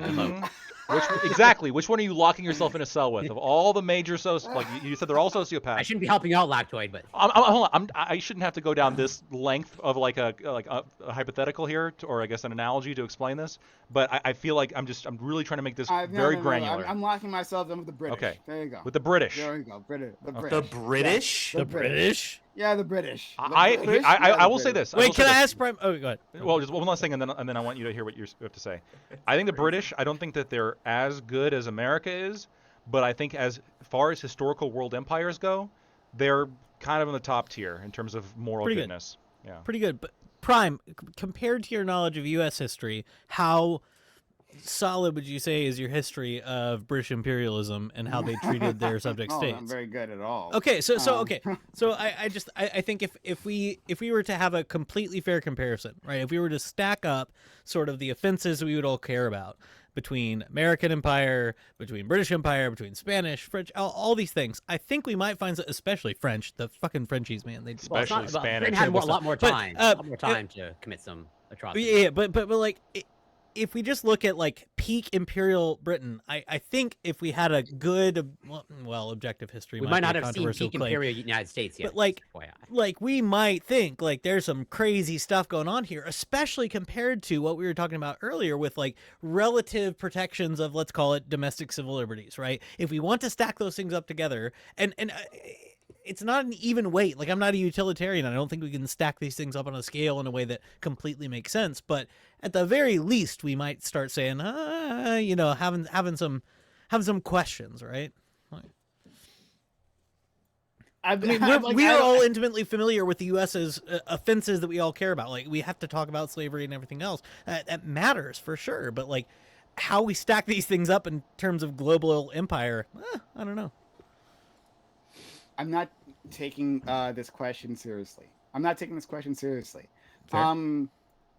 think that we don't take your America hate seriously, Prime. Hell so yes. That's fair. Yes. USA. But I think it's difficult. Like, that's why I will look at these things. So when I was talking about, hey, let's talk about like torture. Torture is a very discrete thing that we can look at. Right? Mm-hmm. Like, that's a discrete thing that we can discuss. We're saying out of all of their history, and then for America, like our friend Corey said, America literally hasn't been around long enough, right, to compare to a lot of these other empires. Like, does that count, right? Do they get a bonus for simply not being around long enough, not being top dog as long as those other places, right? Like, no, I think if we looked at, let's talk about like the 200-year peak of each of these empires. Sorry, go ahead. A century peak or 2 century peak of these empires and their torture regimes. I think that Spain and France probably will beat us out for peak imperialism and what they did to the natives under their control and their respective imperial especially with regard to torture. Like, that's a crazy fucking like you're choosing torture. No, hold on. We're forgetting that Gibbs was just here. We haven't envisioned his world yet. That's true. That's true. I'm sad that Gibbs left before I got here because I wanted to yell at him more. But my literal point is that it's easier to do it in a discrete area. So when we're talking about torture, right? Like, so torture. So look at Columbus and his torture regime in the New World compared to. Right? I know, but I'm agreeing with you here. I'm saying that looking at I'm saying that, like, looking at a discrete area being torture, right, is a qualitatively different ask, right, when doing some sort of comparisons than like stacking powers up throughout history. That's what I'm saying. And if we're talking about specifically for torture, right, as far as I know, with my spotty knowledge of like past of powers, great powers, right, I think America comes out ahead there. Now we disagree. Yeah, because I think if we stacked up like what the French did in the Caribbean, if we stack up what the Spanish did in their peak empire, even against the worst that we've done post then. I mean, I'm saying America is better than. Better. Okay. Yeah, okay. All right. Sorry. Okay. Then we're on the same page. Okay. Yeah. Okay. Fair. Yeah. I'm sorry. So we have the moral high ground then. Yeah. I don't know. Doesn't that? That's what that means. Concede the. Isn't that high ground? We are better than high ground, Anakin. Than the rivals. Don't do it. Yeah. Your rivals' pasts. No, it's your rivals' past. That's the issue, right? You want to compare France's past to America's current, right? And so let's compare current to current. To Prime's point, that's just giving America a bonus of like, well, you didn't exist when these people. You didn't exist during the era of like the Vikings and while the Vikings were torturing. So and let's so go on current and so to forth. current. Who would you compare it to? So current to current, for example, compare to other powers right now, like Russia, China. If you want to compare to Russia or China, yeah. How many in the current age, right? How many the points that we were bringing up? How many like regimes is Russia toppling? How many regimes is China toppling? How much intervention does Russia or China have in the world with its power, right? With its what is Russia doing in Ukraine? What is Russia doing in Syria? What is Russia doing China in the Middle doing East? in Tibet? What's China doing with Taiwan? I don't understand South China this Sea, question. Vietnam, Korea. And then if we limit it just to sort of, let's call it the modern period. Well, no. ultra modern period. Let's go post 2000, right? Okay. Even then, if we don't look at world superpowers, we just look at like the UK and Spain, for example, and how they responded to these terrorism incidents and how they used torture in response. Like we stack up pretty middle of the road against them as well. So like if we exclude for some arbitrary reason, we exclude China, we exclude Russia, like even if we include like developed Western democracies in the wake of terrorist incidents in the early 2000s, they're still using torture. So we're right in the middle of the pack. But if we compare to, these world superpowers that we're talking about right now, I think we're doing a little bit better. I think we're doing morally superior is what I would call it. Yeah. Wait, hold on, Prime. What of Russia and China, which would you say is morally superior compared to the U.S.? Which would you rather live in? Well, no, just to answer your question straight up, I would say America. Okay. You just seem skeptical. I was just, Oh, no, I'm not skeptical. It's just that, like, in the end, right, I still think what you're essentially doing here, right, is like looking for a good guy. I know that's not what you guys said. But isn't that in the prompt? You were like comparing. No, I didn't. Did I say like we're looking? Who's a good guy here? You said. Did I say the prompt? Hold on. Let's. Well, he's saying moral superiority compared to other countries. Is the U.S. at all better than its rivals? Mm-hmm. That feels like we're doing the this way comparison. that they, to be fair, they are kind of coming in in answering to your prompt, right? As in, like, they are answering the question of like, well, hey, we think compared to other countries that America is not the worst torturer. So actually, so does it? They are in defense of it. Like, the thing is, you guys are in defense in terms of the prompt. It's just you were kind of coding it like, no, we don't really think we're that good. We do bad stuff, but we also do good stuff. You could have just morally superior to the other competitors in the right. Sure. I think that there's a lot of really fair criticisms we can make about the American machine. Like I do constantly. Like I'm not someone who tries to whitewash America's history. We've done some really fucked up things. I just, like, if we're doing comparisons, then we're doing comparisons. Yes, it just seems to me, and maybe I'm wrong, right? But it seems to me, and I did invite the comparison, absolutely, right? I mean, yes, absolutely. But it seems to me that even though you guys are saying, hey, yes, everything is morally gray, right? That you're looking for a good guy. Right, like okay. So there was a conversation between Bill Maher and Anna Kasparian like 2 weeks ago or something, right? And Bill Maher, right, like this part goes viral, where he asked Anna Kasparian, like, well, which of these Muslim nations, because she was making a defense of Gaza and like against Israel, right? And Bill Maher's a big Zionist. He goes like, which one of these Muslim nations would you like to live in, right? Dressed the way you are. She had like a nice dress on, right? Which one of them would be good? And the point is that, well, they are all bad, but Israel is a good place, right? Like you would want to live in Israel rather than all these other places, right? Israel being the shining example. That's what it sounds like you guys, to me, are actually looking for. It's not simply that you're making a comparison, that you want to make these comparisons to say that America, right, is the good guy in history, right? And that's where I disagree. But but if you're not doing that, if you really aren't doing that, well, then I withdraw that. Well, I don't know what the end goal is, because I might even say that Israel might be the best country in the Middle East comparatively. There's some really fucked up aristocracies there. Fire, man. Oh my God! What? Yeah. Okay. Great. I mean, fire. once we understand your moral scale, there. I don't know enough about Lebanon. I don't know enough about Lebanon. Genocide. But if I'm comparing it to UAE, or if I'm comparing it to Saudi Arabia or Iraq or Iran, like I don't know. God. Really? It's pretty fucking. Wow. I don't know. Right. Wait, hold on. These are the most crazy. sociopaths of the sociopaths here. These are crazy. the. Can you just fucking who are work you with what the fuck I'm saying? Give them a ranking. No, give me I your won't. power I rankings. won't. I'm not going to do that. Okay, so then don't get fucking mad at me. I'm saying if I was forced to rank them, I just said I think Israel is genociding Palestinians. So don't come at me like I'm some fucking ultra Zionist here. Prime, what's the worst country in the Middle East, would you say? The worst country? Me? No, Prime. It's Prime. I don't know enough about the. I'm pretty anti-Saudi. I'm not a big fan of Saudi You Arabia. think Saudi Arabia is worse than Israel?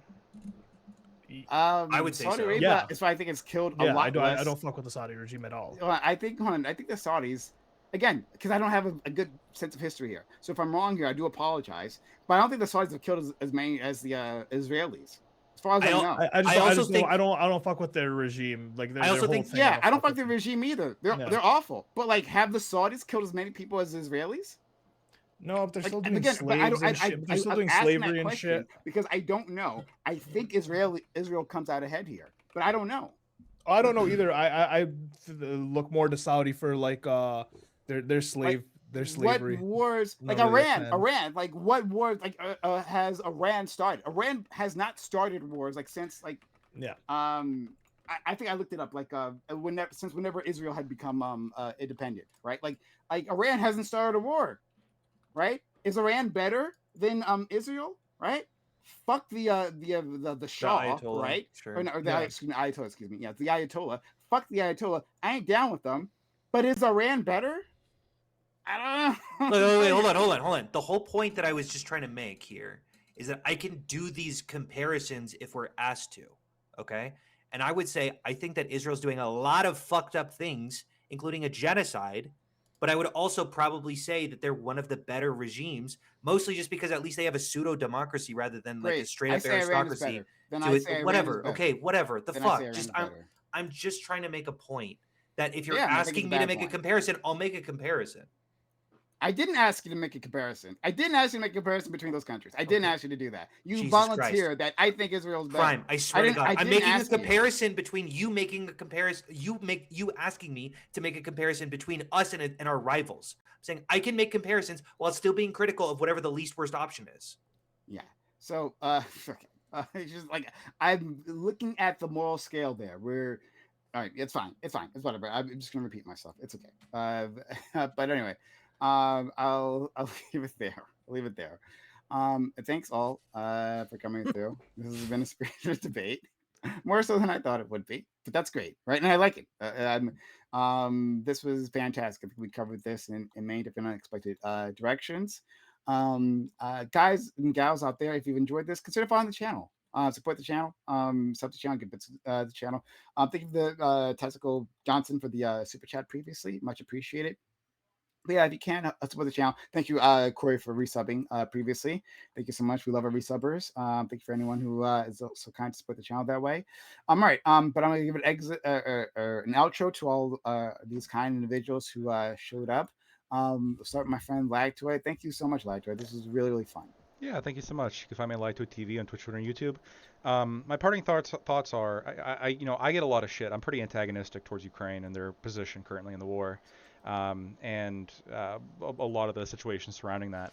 And I get a lot of shit for that. I'm called a Russian shill. However, I think that what we demonstrated here is that my true analysis and loyalty lies with the good old US of A.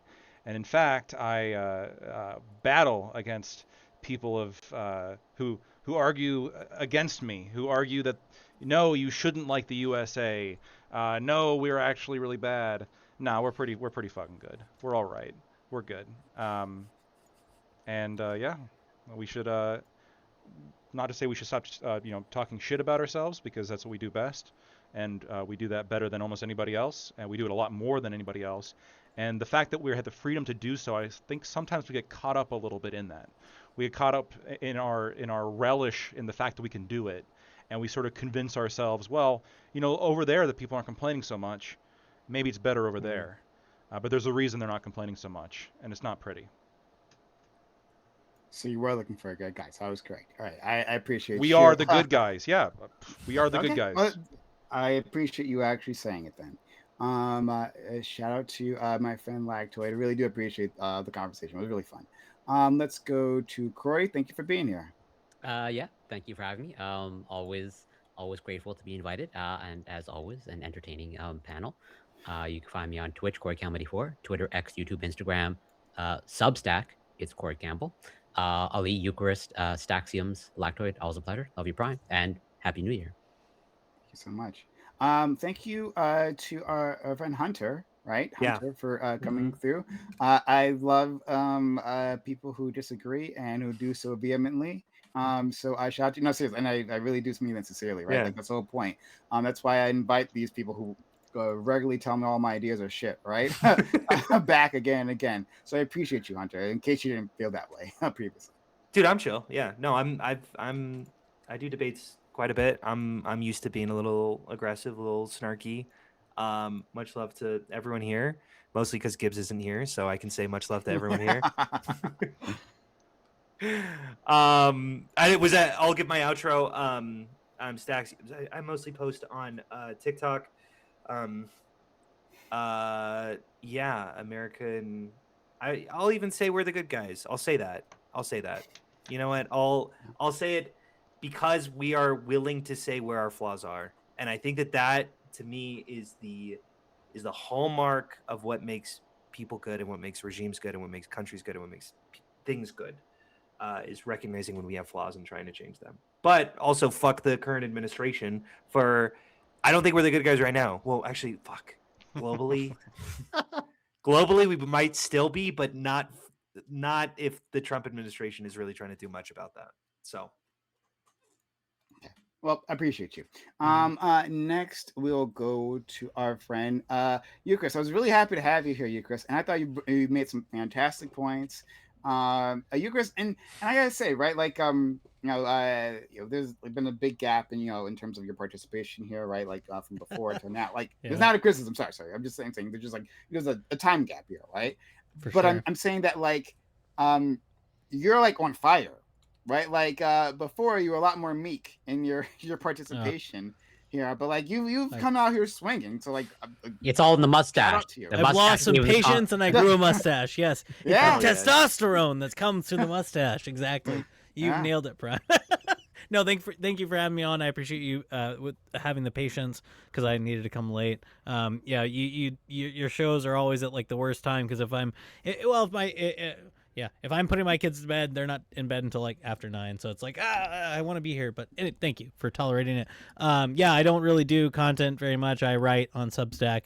Everything was beautiful.substack.com. But really quick, I'll summarize. You're right, Prime, to take a victory lap because I would say I agree, like based on the prompt you gave us, the U.S. is morally superior to many nations, especially our competitors. I think we've done more good than many countries. I think domestically we protect civil liberties on an unprecedented historical scale, or at least we have prior to certain recent developments. And abroad, actually, I think we've even ensured certain domestic liberties, practically ensured them for many nations, and then we could nuance that endlessly. But second premise here is that I think the U.S. is also morally condemnable for her faults, which are many, and where she has done great evil that we talked about tonight. And so my packaging these together would be that saying that the U.S. has great faults does not undermine the first point, which is moral goodness. Both of those need to be taken into account.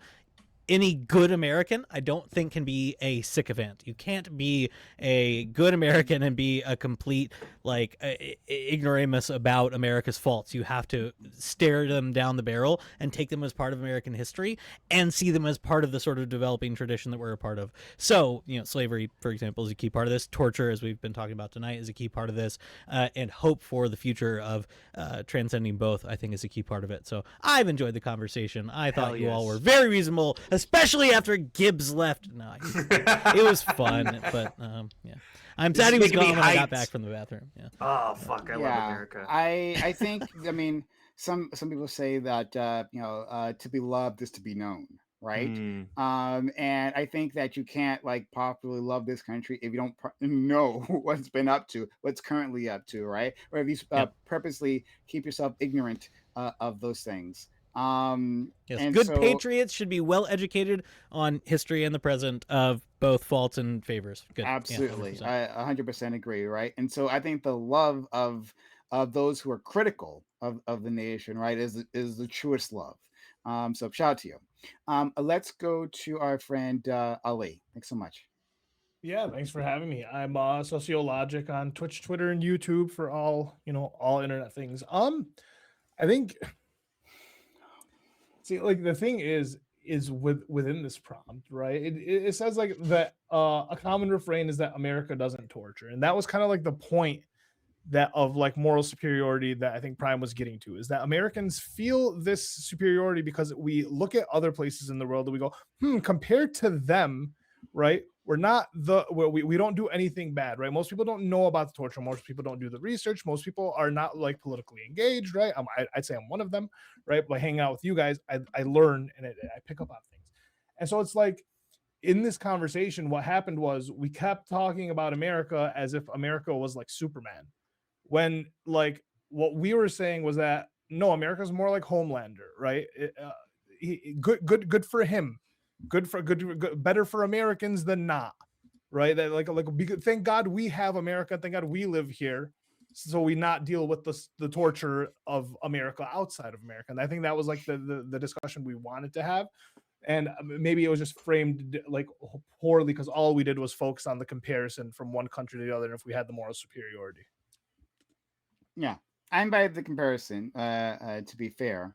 But yeah, well, anyway, I think it was a good conversation overall. I think it was a great conversation. Yeah. And I love all the points you guys brought up.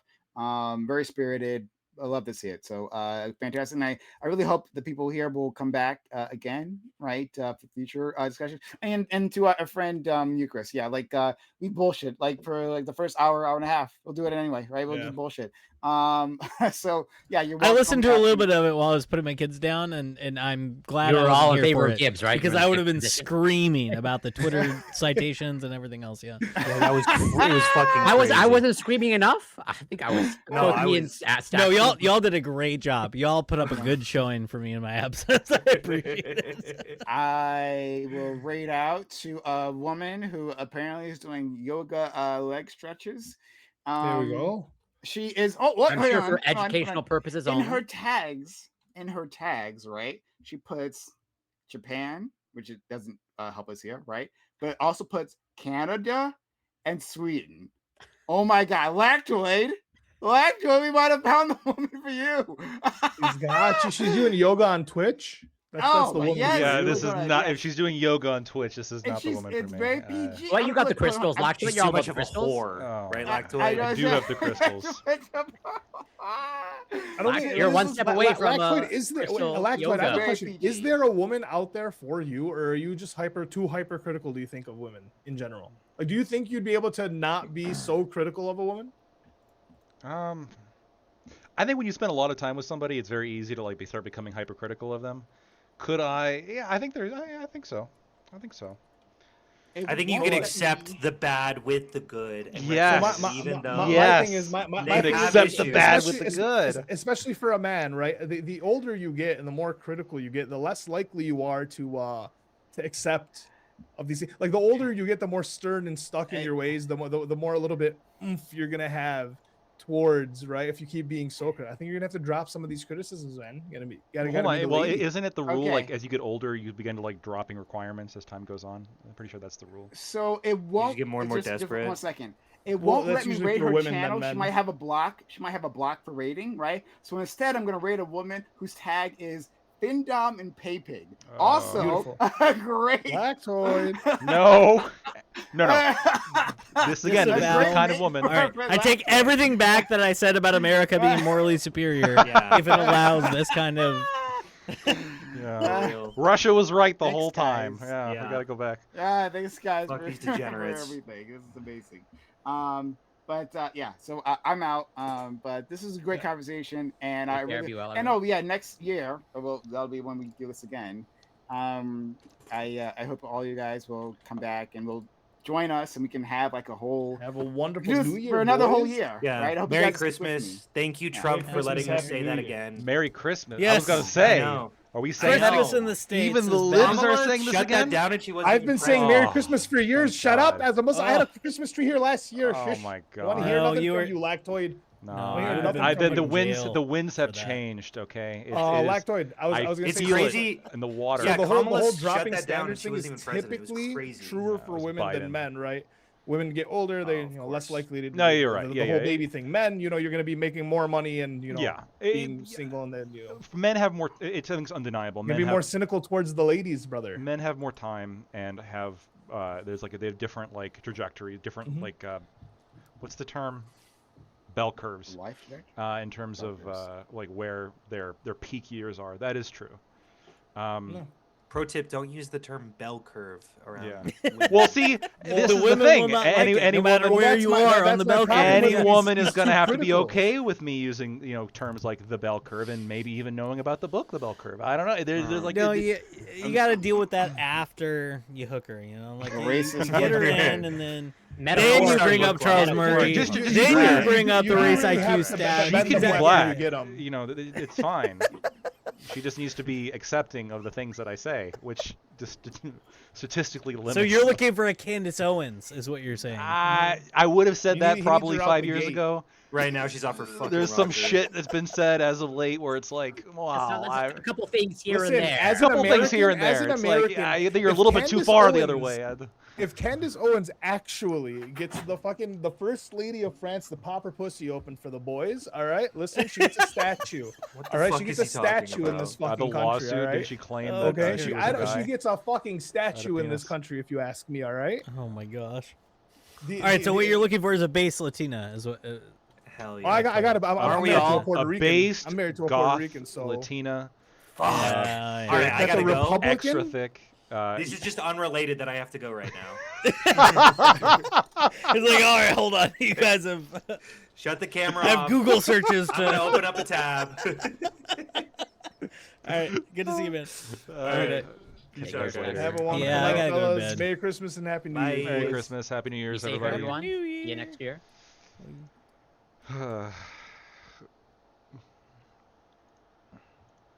All right. Well, I think Prime's gone, but he's gonna just be in here. But I'll just stay here for a second while I write on out. Thank you guys so much for tuning in to today's episode of Lactoid TV.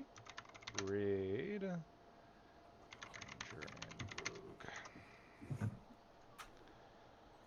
Sorry, I had to go to the bathroom, but I was listening, and it was nice, guys. What you guys said. Yeah. And yeah, Lactoid, just like, just for you, 1 second, just for you, friend. Like seriously, like, thanks for sticking with me for all these years, Oh, man. Prime. I appreciate you inviting me. It's been. Yeah. I think you're a very principled person, and in this space, sometimes that can be difficult to find. So, no, I do appreciate that. Thank you, friend. And yeah, so I'll keep inviting you, and I hope like through 2026 and beyond, for however long we're doing this, that you keep showing up, because you're a really, truly valuable member of this community. I just always want you to know that, how much I appreciate you, friend. You as well. Thanks, Prime. Good night. Good night. All right, now we're raiding out. Have a good night, guys.